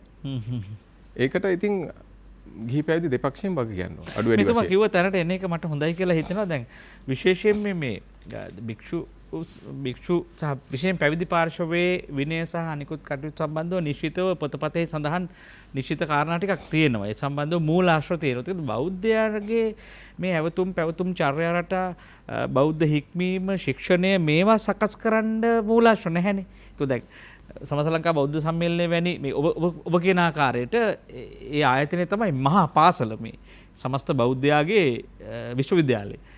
මේ දැක්. එතන හරියට දාර්ශනිකව තමන්ගේ දර්ශන අරමුණු පරමාර්ථ කරා යනවද කියන ප්‍රශ්නේ මේ දැන් ඇවිල්ලා තියෙන ප්‍රශ්නේ. එතකොට මේ කොහොමද යලි දිශාගත කරන්න සැලැස්මක් තියෙනවද? දැන් මේක යෝජනා තියෙනවද? මේවට යෝජනා කරන්න සංවාදයට මදුන් කරන්න කාරණා තියෙනවද? ඇත්තටම මම හිතන්නේ එතනදී වැදගත් වෙන්නේ මේ දැන් සමස්ත ලංකා බෞද්ධ මහා සම්මේලනයේ නියමුවන් මම හිතන්නේ මේ කාරණය අවබෝධ කර ගැනීම තමයි වැදගත් වෙන්නේ. ඒ කියන්නේ සමස්ත ලංකා බෞද්ධ මහා සම්මේලනයේ අරමුණු මොනවාද කියන එක බොහොම පැහැදිලිව අවබෝධ කරගත් නියමුවන් සිටිනවා නම් තමයි ප්‍රතිඵලය ගේන්න පුළුවන්. මේ ප්‍රතිඵලය ගේන්න පුළුවන්. එතකොට සමස්ත ලංකා බෞද්ධ මහා සම්මේලනය අරමුණු බොහොම පැහැදිලිව කියලා තියෙනවා මේ ශාසනයේ චිරස්ථිතියයි බෞද්ධයාගේ ප්‍රගමනයයි වෙනුවෙන් කටයුතු කිරීම කියන එක. ඒතර මෙන්න මේ අරමුණු හරියට කොහොමද සාක්ෂාත් කරගන්නේ කියන එක පිළිබඳව දැන් ඕනම දෙයක මෙහෙමනේ ඉස්සෙල්ලා දෙකම එකට බැඳිලා තියෙන දෙකක්. ප්ලෑන් එකක් තියෙනවා. ඒකට වැඩපිළිවෙලක් තියෙනවා. සැලැස්මක්. මේ සැලැස්ම හරියටම අපි සකස් කරගන්න. කොහොමද මේක අපි කරන්නේ? සැලැස්මට දර්ශනයක් අවශ්‍යයි. දර්ශනයේ මූලික කරන තමයි යම් සැලැස්මක් ඇදෙන්නේ. එහෙම දාර්ශනික කියවීමක් පදනමක් සංවාදයක් තියෙනවද මේ සංවිධානය තුලේ? තියෙනවා. එම සංවිධානයේ දර්ශනයක් තියෙනවා. මොකද ඇත්තටම අර 1951 නේද? 51 ඇතිවෙච්ච මේ බෞද්ධ කොමිෂන් සභාව 51 නේ? 56 ඇතිවෙච්ච බෞද්ධ කොමිෂන් සභාවෙන් බෞද්ධයන්ගේ කටයුතු කොහොමද හරියටම පෙළගස්සගෙන යන්න ඕන රට විතරක් නෙවෙයි ජාතියක් හැටියට රටක් හැටියට මේක කොහොමද මේ වැඩ සැලසුම් කරන්න ඕන කියලා බොහොම පැහැදිලිව කියලා තියෙනවා. අපි බලමු දැන් මේ සමහර කොච්චර හොඳ තීන්දුව ගත්තත් ඇමතිවරයෙකුට අමාත්‍යාංශයකට නැත්තම් පොඩි අමාත්‍යාංශයක පොඩි වැය ශීර්ෂයකට වගේ දෙයකට පුළුවන් මේ සමස්ත බෞද්ධයයි ගමන වෙනස් කරන්න. එහෙම වෙච්ච අවස්ථා තියෙනවා. සමහර ආයතනයකට නැත්නම් අපේ තියෙන පුරාවිද්‍යා ස්ථාන දැන් අපේ උරුමයේ සම්බන්ධ තියෙන හැම කතාවක ඇතුළේ පිටපස්සේ තියෙන පොඩි අමිහිරි කතාවක්. අපි විරාමයෙන් අනතුරුව මේ පිළිබඳව කතා කරමු. අපි ගෙල්ලන්න නින්නාද සජීවී සංවාදයේ අවසන් විරාමයට. පැහැදෙන්න අප සමග. ඔබ නැවත නින්නාද සජීවී සංවාදයේ සමගයි මේක වන්නේ. නූතන බෞද්ධ ආයතනවල සමාජ වගකීම්. අපි හැමෝටම තියෙනවා ඓතිහාසිකව පවරා දුන් වගකීමක් ඉටු කරන්න. ඒ සමාජ වගකීම හරියට ඉටු වුණේ නැත්නම් එතනින් පසුව හැදෙන කණ්ඩායම් වල අනාගතය පිළිබඳ පොඩි ගැටලුවක් තියෙනවා. ඒ සමාජයේ තියෙනවා එක්කෝ අවගමනයක් නැත්නම් ප්‍රගමනයක්. සමාජ ප්‍රගමනය වෙනුවට අපි අත්පත් කරගෙන තියෙන්නේ මොකක්ද කියලා ප්‍රශ්නයක් තියෙනවා. ජනක මහත්මයා දැන් මේ සඳහා නැවත අපිට ප්‍රතිසංශෝධනය කරන්න නැවත මේක සංශෝධනය කරන්න වෙයි.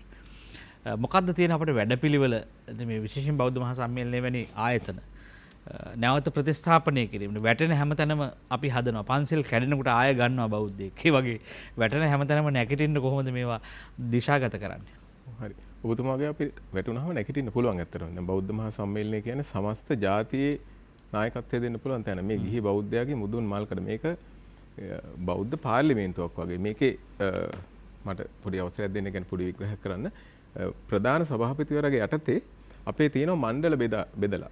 ඒ කියන්නේ ජාත්‍යන්තර මණ්ඩලය, ආගමික හා සංස්කෘතික මණ්ඩලය, සමාජ සේවා මණ්ඩලය, තරුණ මණ්ඩලය, අධ්‍යාපන මණ්ඩලය, ප්‍රචාරක මණ්ඩලය, විමර්ශන මණ්ඩලය, ඒ වගේ ඒ ආදී ලෙස මණ්ඩල 10කට වෙන් කරලා තියෙනවා.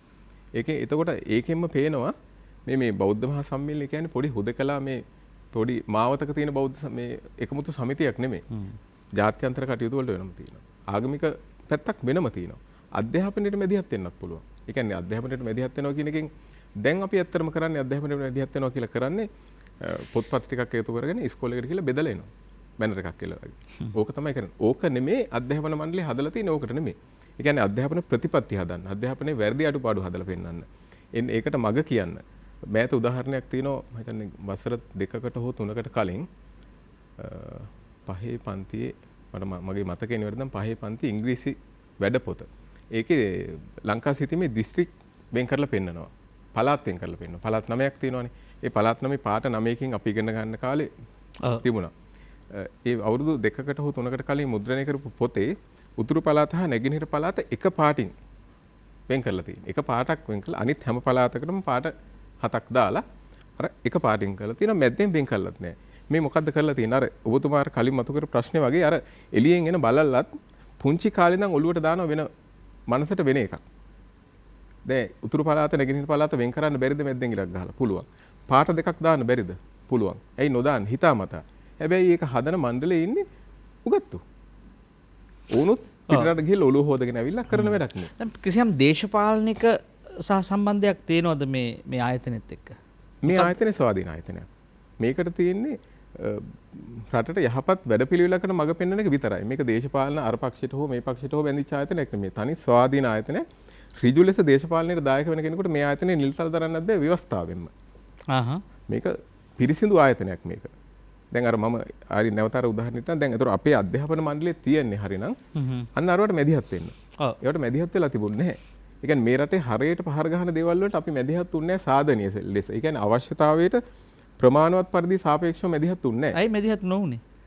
මැදිහත් නොවුනේ. දැන් මං කියන්නේ ප්‍රශ්නයක් එන්න ඕනේ. ඇයි මැදිහත් වෙන්න පුළුවන්කම තියෙනවා නම් ඇයි මැදිහත් නොවෙන්නේ? මැදිහත් නොවෙන්නේ මං හිතන්නේ මේ ඒ කියන්නේ සමස්ත ලංකා බෞද්ධ මහා සම්මේලනයත් ආභරණයක් බවට පත් වෙලා මට හිතෙන හැටින් මගේ දැනුම අනුව මට අනුව ඒක දැන් ආභරණයක් බවට පත් වෙලා. ඒකේ සමාජ වගකීම, ජාතික වගකීම, දේශපාලනික වගකීම පැහැර හැරලා තියෙනවා. දැන් දෙකයි මේ සමාජ ආකෘතිය ඇතුළේ තියෙන්නේ.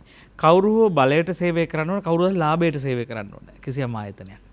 දැන් මේ ලාභය සහ බලය කේන්ද්‍රගත වූ සමාජ ආකෘතියක් තියෙන ලෝකේ. එක්ක අපි දේශපාලන පක්ෂයකට දේශපාලන දෘෂ්ටියකට සේවය කරන්න ඕන. නැත්නම් මහජනයාට සේවය කරන්න ඕන. එහෙම නැත්නම් ලාභය වෙනුවෙන් ව්‍යාපෘති කරන්න ඕන. දැන් කොතනද අපි හිටගෙන ඉන්නේ කියලා ප්‍රශ්නයක් තියෙනවනේ. අපි හිටගෙන ඉන්නේ වැරදි තැන. ඒ කියන්නේ අවශ්‍යතාවය මම නැවතත් කියන්නේ කරපු එක එක සිදුවීම් තියෙනවා. ඒක නරක නැහැ. ඔව්. අපි හිටගෙන ඉන්නේ වැරදි තැන. දැන් බෞද්ධ මහා සම්මේලනේ අපිට පොඩි සමීප දර්ශනයක් ගන්න පුළුවන්කම තියෙනවද දන්නේ නැහැ නේ. මේ මහවංශය. ඔව්. මේ මහවංශයේ අවසාන පරිත්‍යාගය. මේකේ බෞද්ධ මහා සම්මේලනය ගැන සඳහන් වෙනවා. අපිට මොහොතක් අපිට රැඳෙන්න අපිට මතනේ අකුරුණන් හරියටම අපිට සමීපව ගන්න පුළුවන් වේද කියව ගැනීමේ හැකියාව තිබෙද දන්නේ. නමුත් අපි අවස්ථාව සමීපව අරන් දෙන්න උත්සාහ කරන්නම්. ඔව් මේ පිටු දෙකේම සඳහන් වෙන්නේ බෞද්ධ සම්මේලනය මේ මහවංශයේ මේ සඳහන් කරලා තියෙන්නේ අර ඉස්සලා කිව්වා වගේ සාසනික කටයුතු කරලා නෙමෙයි. ජාතික කටයුතු වලට මැදහත් වෙලා බෞද්ධ මහා සම්මේලනය හදලා තියෙන්නේ ඇත්තටම බැරි ජාතික කටයුතු වලට වැඩි බර දෙන්න. මොකද ශාසනික කටයුතු වලට අපිට විහාරස්ථාන තියෙනවානේ. ඒක නිසා ඒව අපි දැන් පැහැර හැරලා තියෙන්නේ.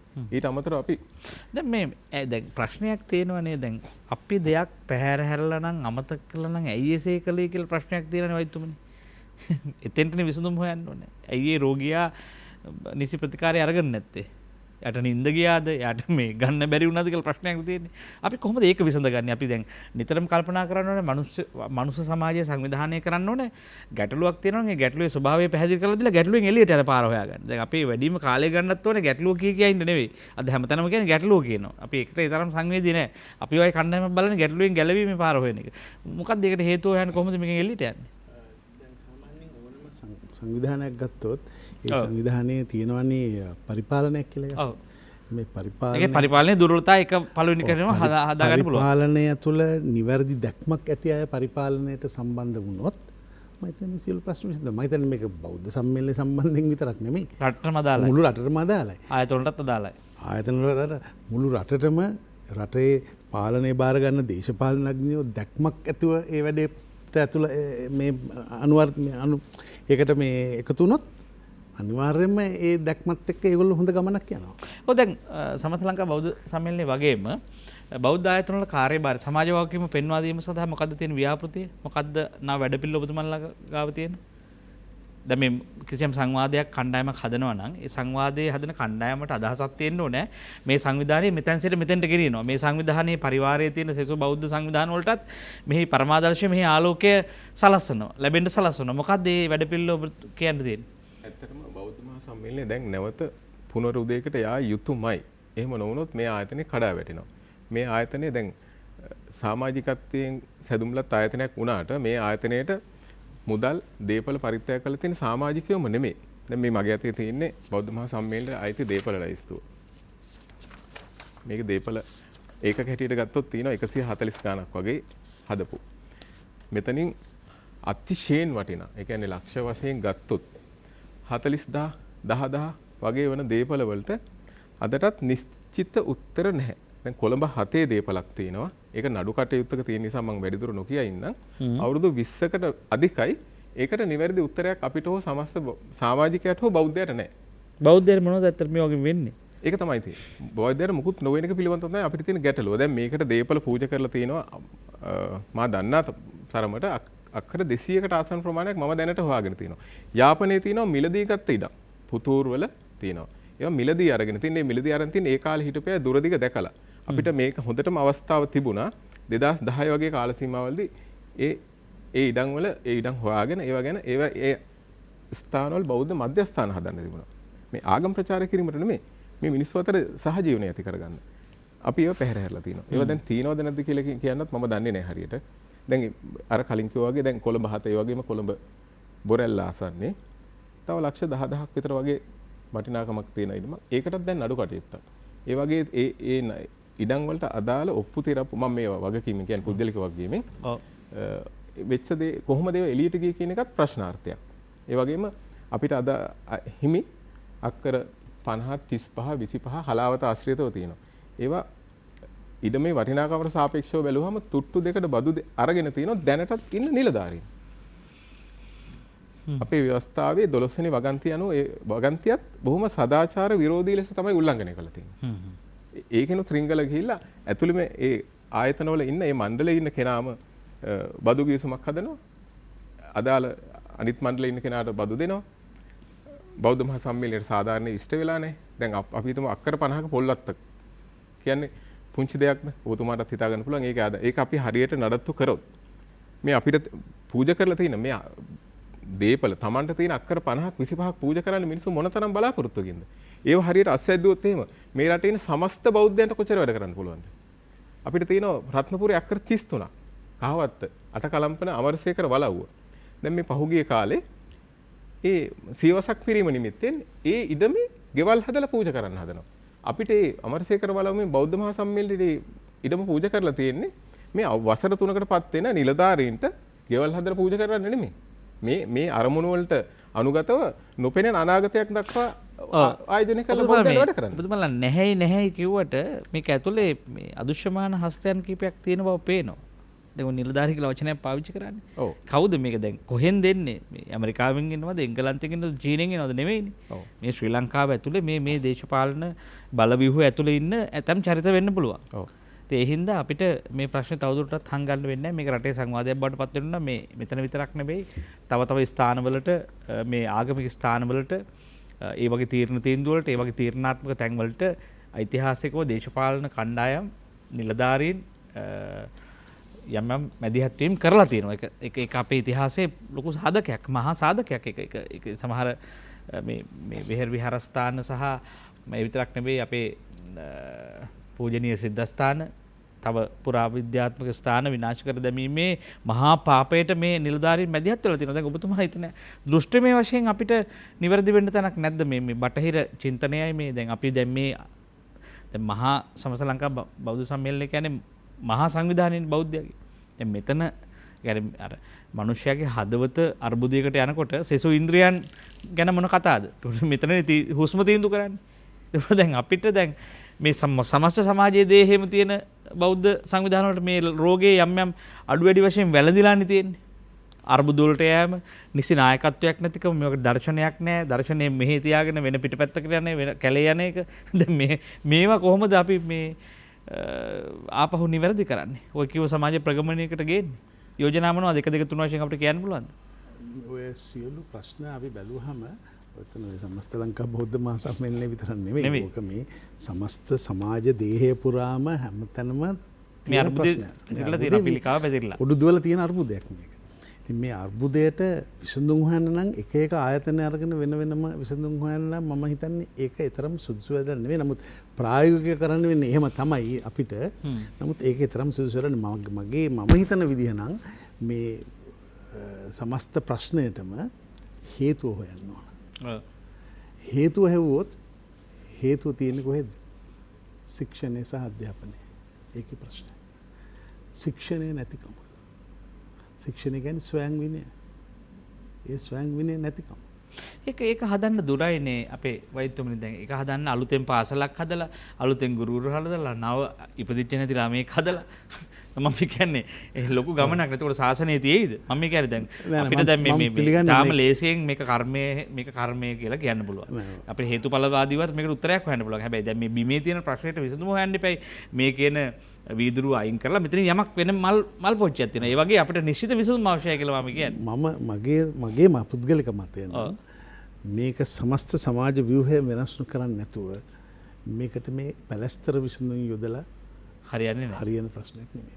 මේ සමස්ත සමාජ ව්‍යුහය වෙනස් වෙන්න ඕන, විශේෂම අධ්‍යාපනය වෙනස් වෙන්න ඕන. එවැනි අධ්‍යාපනයක් තුළ හැබැයි ඊට කලින් යම් නීති රීති මගින් යම් රෙගුලාසි මගින් යම් අනපනත් මගින් මේවා නියාමනය කිරීමේ හැකියාව තියෙනවා. ඒක අපිට පෞද්ගලික ආයතනයකට දරන්න බෑ. ඒක මම හිතන්නේ රාජ්‍ය යාන්ත්‍රණය විසින් කළ යුතු දෙයක්. අනපනත් මගින් රෙගුලාසි මගින් නීති රීති මගින් මේවා නියාමනය කිරීමේ හැකියාව රජයට තියෙනවා. ජනක මහත්මයා දැන් අපේ ඔබතුමාගේ අදහස මොකක්ද? තාම කෙටි කාලයක් අපිට තියෙන දැන් අපි රටම ගිලෙන වෙලාවක්, මුළු සමස්ත ජාතියම ගිලෙන වෙලාවක්, ශාසනය විනාශ කිරීමට පිඹුරුපත් හැදෙන වෙලාවක්. අපි මේක ගිලෙනවා නම් පිහිනුම් ශූරයෙක් ගෙනල්ලා ඇහුවොත් එහෙම මේක ගොඩ ගන්න පුළුවන් කියලා පිහිනුම් ශූරයා කිව්වොත් එහෙම මේක ගොඩ ගන්න අමාරුයි කියලා ප්‍රශ්නයක් තියෙනවා අපිට. ඒ නිසා දැන් අපිට ධනාත්මකව හිතන්න අවශ්‍යයි. හෙට මේක ගොඩ ගන්න පුළුවන් කියලා හිතෙන්න ඕනේ. මොකද්ද මේ යෝජනා? ඔව් ගොඩ ගන්න පුළුවන්. ඔව් ඒකට ගැළපෙන පිරිසක්පත් වෙන්න ඕන. ඒ බෞද්ධ මහා සම්මේලනයේ අතීත කාර්යභාරය නැවත අනාගතයට ගෙනියන්න පුළුවන් වැඩපිළිවෙලක් ගුණ කරලා තියෙන්න ඕන. මේ අපිට බෞද්ධ සම්මේලනය ඇතුළේනේ. බෞද්ධ සම්මේලනය ඇතුළේ. බෞද්ධ සම්මේලනයේට සමස්ත බෞද්ධයවණිය පූජා කරලා තියෙන බිලියන ගණනක් වටින දේපල සංවර්ධනය කරලා ඒවා සමස්ත බෞද්ධය වෙත ගලාගෙන යන්න සලස්වන්න ඕන. ඒක තමන්ට බෙදා ගන්න නැතුව එළියට දෙන්න පුළුවන්කම තියෙන්න ඕන. ඒක ගැන නිවැරදි වැඩපිළිවෙලක් තියෙන්න ඕන. ඒක ගැන කැප වෙන්න පුළුවන්කමක් තියෙන්න ඕන. මේ දේපල එහෙට මෙහෙට දීලා අරයට ලියලා දීලා මෙයාට ලියලා දීලා මේ වැඩේ කරන්න බෑ. මේකට රටේ පූජනීය මහා සංඝරත්නය තුල කතිකාවක් ඇති වෙන්න ඕන. මේක මහා සංඝරත්නයේගෙන් සදුන්වත් ආයතනයක් නොවුනත් අපේ උපදේශක මණ්ඩලය හැටියට ඉන්නේ අතිපූජනීය මහානායක මාහිම්පාණන් වහන්සේලා. ඒ වගේ උපදේශක මණ්ඩලයක් ඉන්නවා. සමාජිකයෝ නොවුනත් මේ රටේ ඉන්න බෞද්ධයන්ට මේ ආයතනය අයිති. මේක පාර්ලිමේන්තු පනතකින් තියෙන ආයතනයක්. ඒතකොට මේ ආයතනයට අයාලේ යන්න දෙන්න බෑ. මේ ආයතනේ මම නැවතත් කියන්නේ වැඩ නොකරලා නෙමෙයි කරලා තියෙනවා. හොඳ වැඩ කරලා තියෙනවා. දැන් මෑතක ව්‍යාපෘතියක් කරන පූනානි වල නිවාස මේකට අමාත්‍ය බුදු සාසන අමාත්‍යාංශය හා සම්බන්ධයක් තියෙනවද? එහෙම නිල සම්බන්ධයක් නැහැ. අන්‍යෝන්‍ය අවබෝධයෙන් වැඩ කරන්න පුළුවන්. නමුත් අර ප්‍රමාණාත්මක මැදිහත් වීමක් ප්‍රමාණාත්මක වැඩපිළිවෙලක් සිද්ධ වෙන්නේ නැහැ. හුදකලා සිද්ධි කීපයක් සිද්ධ වෙනවා. අපි වෙසක් උත්සවය සාර්ථකව කරනවා. ඒක නෙමෙයි බෞද්ධ සම්මේලනය හදලා තියෙන්නේ. අපි පාසල් යන කාලේ කූඩු හදලා වැඩිහිටියන්ට පෙන්වන්නේ. දැන් වැඩිහිටියෝ අපි කූඩු හදලා ළමයින්ට පෙන්වන්න තත්ත්වයටපත් වෙලා තියෙනවා. ඒව පුංචි දේවල්. දැන් මේ මෑතක මම දැක්ක හොඳ වැඩපිළිවෙල තමයි. මේ උත්සව සැනකෙළිවල උත්සව සැනකෙළි පසු කළ ක්‍රියාකාරකම් දාමයකට එන්න ඕනේ. ඒක දැන් උත්සව සැනකෙළි අතික්‍රමණය කරපු ගුණාත්මක වැඩපිළිවෙලකට බෞද්ධ මහා සම්මේලනයේ පියවර නගන්න ඕන. ඒ විතරක් නෙවෙයි සෙසු සංවිධාන. ඔව් සෙසු සංවිධාන. දැන් බෞද්ධ මහා සම්මේලනය ඇත්තටම හදලා තියෙන ලංකාව පුරා විසිරිච්ච බෞද්ධ සංවිධාන ඒක රාශී කරන්න. බෞද්ධ ඒක රාශී කරන්න. ඒ සංවිධානය නැහැ, ඒ සම්බන්ධය නැහැ දැන්. ඒ සම්බන්ධය නැවතත් කියන්නේ ප්‍රමාණවත් නැහැ. එක්තරා ප්‍රමාණයකට තියෙනවා. දැන් මම අර නැවතත් කියන අර උදාහරණයට ගෞරවයක් දෙන්න මට කියන්න දෙන්නේ පූනානි වල නිවාස ව්‍යාපෘතියක් කරනවා. ඒක හොඳ වැඩක්. ඒක ජාතික ව්‍යාපෘතියක්. ඒකට අපි වටිනාකම දෙන්න ඕන.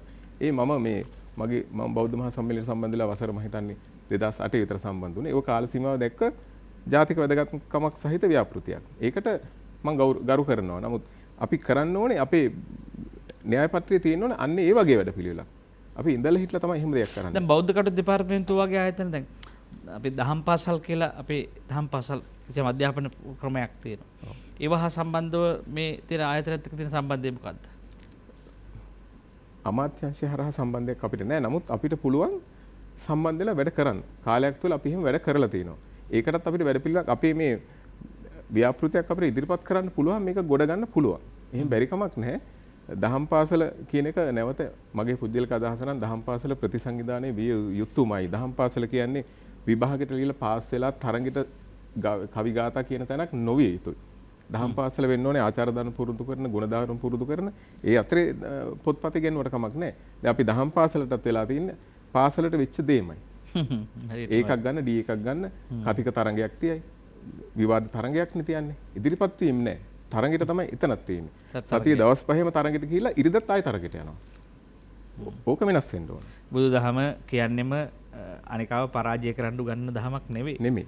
කතාව කෙනෙක් රිදවන්න අඬවන්න මේ උගන්න දහමක් නෙවෙයි.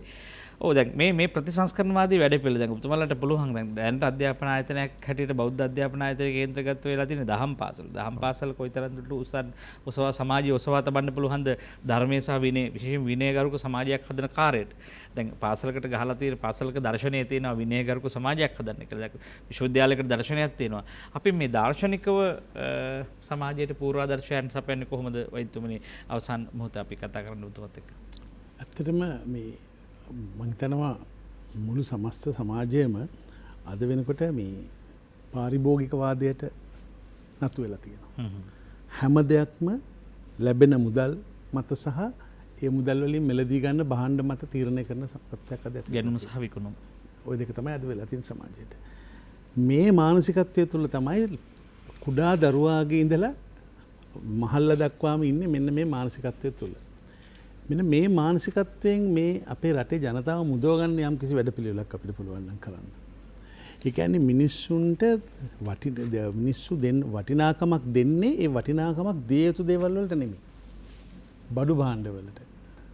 සහ ඒවා වලට තමයි අපි වටිනාකමක් දෙන්නේ. දැන් ගුණධර්ම වලට වටිනාකමක් දෙන්නේ නැහැ නේ. දැන් පන්තියේ වැඩිම ලකුණු ගන්න පාසලේ වැඩිම ලකුණු ගන්න ළමයා හොඳම දක්ෂතම ශිෂ්‍යාව තෝරනවා මිසක් වඩාත්ම ගුණවත්ම දරුවා තෝරන්නේ. අන්න මම හිතන්නේ අපේ මේ කන්සෙප්ට් අපේ සංකල්ප වෙනස් කරන්න ඕන. අපි හදන්න ඕන සතුටින් ජීවත් වෙන්න පුළුවන් තමන්ගේ මේ පවුලත් එක්ක අසල්වැසියොත් එක්ක සමාජයත් එක්ක ඒවට කරදරයක් නොවන විදිහට සතුටින් ජීවත් වෙන්න පුළුවන් ලද දෙයින් සතුටු වෙන දරුවෙක් තමයි අපි නිර්මාණය කරන්න ඕන පුරවැසියෙක්. ඒ වෙනුවට අද නිර්මාණය කරන්නේ කවුද? තරු තමයි නිර්මාණය පුළුවන් තරම් දේවල් එකතු කරගෙන අන්තිමට ඒ සියලු දේවල් දාලා යන්න සිදු වෙනවා බව නොදන්න කෙනෙක්ව තමයි අපි අද නිර්මාණය කරන්න අපේ අධ්‍යාපන ක්‍රම තුලින් අන්න ඒක වෙනස් කරපු දවසට අපිට මේ තත්ත්වය හදන්න පුළුවන්. ඔබතුමාට මිනිත්තුවක් දෙන්න මොකක්ද අවසානයේ කියන්න තියෙන්නේ? අවසානයේ කියන්න තියෙන්නේ මේ රට යහමගට ගේන්න අපි තාමත් ප්‍රමාද නැහැ. ඒකට ගිහි පැවිදි සමාජ දෙකොල්ලොම එකතු වෙන්න ඕන. ගිහි සමාජයේ හැටියට අපි දැන් වැඩිපුර මා කතා කරේ බෞද්ධ මහා සම්මේලනය නිසා සමස්ත ලංකා බෞද්ධ මහා සම්මේලනයේට ජාතියේ පෙර ගමන් කරුවා වීම අනිවාර්යයෙන්ම කරන්න පුළුවන්කම තියෙනවා. අදටත් ඒකට හැකියාව, ශක්තිය, ඒ සම්පත් සියල්ල තියෙනවා. ඒකට ගැළපෙන පිරිසක් ඒක ඇතුළට එන්න ඕන. මේ සම්පත් ටික කළමනාකරණය කරන්න ඕන. ජාති එකතු කරන්න පුළුවන් බෞද්ධ මහා සම්මේලනයේට. ඒ ගමන යන්න සියලු දෙනා බෞද්ධ මහා සම්මේලනය වටා ඒක රාශී වුණොත් ඒ ගමන ගිහලා ජාතියේ පෙර ගමන් කරුවා වෙන්න බෞද්ධ මහා සම්මේලනයට හැකියාව තියෙනවා. ජාතිය නෙමේ පත් වෙන ආණ්ඩුවක පෙරගමන් කරුවා වෙන්නත් බෞද්ධ මහා සම්මේලනයට හැකියාව තියෙනවා. අතීතේ ඒක කරලා පෙන්නලා තියෙනවා. අපිට අනාගතේ ඒක කරන්න බැරි කමක් නැහැ. ඒකට ගැළපෙන පිරිසක් මේක ඇතුළට පැමිණෙන්න අවස්ථාව ලැබුණා. ඔව් ගොඩනැගිලි ඉඩ කඩන් එක්ක සහ අර්බුද එක්ක නඩුහව එක්ක පැටලලා හිටියොත් බුදුදහමේ පුරුෂාර්ථයන් ටිකට මොකද වෙන්නේ කියලාත් ප්‍රශ්නයක් තියෙනවා. ඒ නිසා මේ ඉඩ කඩම් ගොඩනැගිලි කියලා කියන්නේ හුස්ම ගන්න නැති දේවල්, සිතුම් පැතුම් නැති දේවල්. නමුත් හුස්ම ගන්න මිනිහෙකුට හැඟීම් දැනීම් තියෙනවා, මනෝභාවයන් තියෙනවා. ඒකට ආදරය අවශ්‍යයි, මෛත්‍රිය අවශ්‍යයි, කරුණාව අවශ්‍යයි. ගුණගරුක සමාජයක් හැදීමේ අභියෝගය ළඟ ඉන්නේ. ඇත්තටම මේ සංවාදය අපි කොතනින් පටන් ගන්නද කියලා අපිට ප්‍රශ්නයක් තිබුණා. මේ හැබැයි සංවාදයට ආරම්භයක් තමයි අද දෙන්න උත්සාහ කරේ. මේ සංවාදයට සුදුසු කණ්ඩායමක් හොයමින් හිටියේ. අපි ඒ අතරතුර තමයි අපිට ඔබ දෙපොළ අපිට මොන ගැහුණ. ඔබ දෙපොළ විතරක් නෙමෙයි මේ සංවාදය පෝෂණය කරන කොළඹ කේන්ද්‍රීයව ජාතිකවාදී සංවිධානවල පොඩි එකතුවීමක් සහ වඩා සමීපවීමක් දකිනවා. අපි ගුවන් රූපයක් ගත්තොත් එහෙම මේ වෙලාවේ සමාජ අවශ්‍යතාවයක් තියෙනවා මේ ජාතිකවාදී බලවේගයකට කඳවුරු බැඳ ගැනීම. ඒ නිසා මේ බිම අනාගතයට නව නිදහස් අරගලයකට රට සූදානම් කරන කණ්ඩායම් ඉන්නවා සහ නව නිදහස් අරගලයක් අපිට කරන්න තියෙනවා. නැවත වහල් මානසිකත්වයෙන් මිදලා ස්වදේශිකත්වය කරා යන්න, ස්වාභිමානය ආපහු ගේන්න, මේ දේශ බස රැස අපි කතා කරන අපේ හැඟීම, අපේ මනෝභාවය සමාජය තුළ යලි නිපදවන්න, යලි පණ දෙන්න අවශ්‍යයි. ජාතික සටනට ඒ වෙනුවෙන් කැපවී ක්‍රියා කරන තෙපලකට අපි ආරාධනා කරේ අද දවසේ.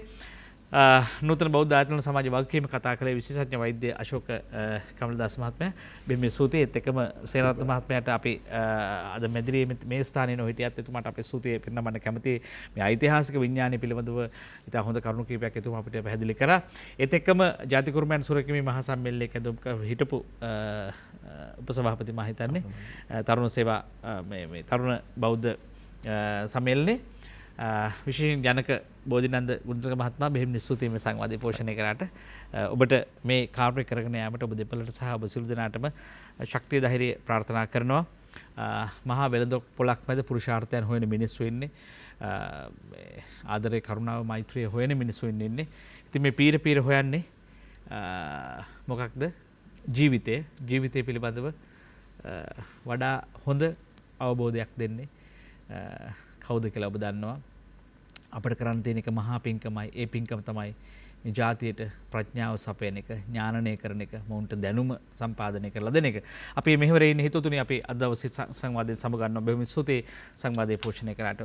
සුබ රාත්‍රියක්. ජයග්‍රහයට දවසක් අපි ගෙල්ලන්න. තෙරුවන් සරණයි.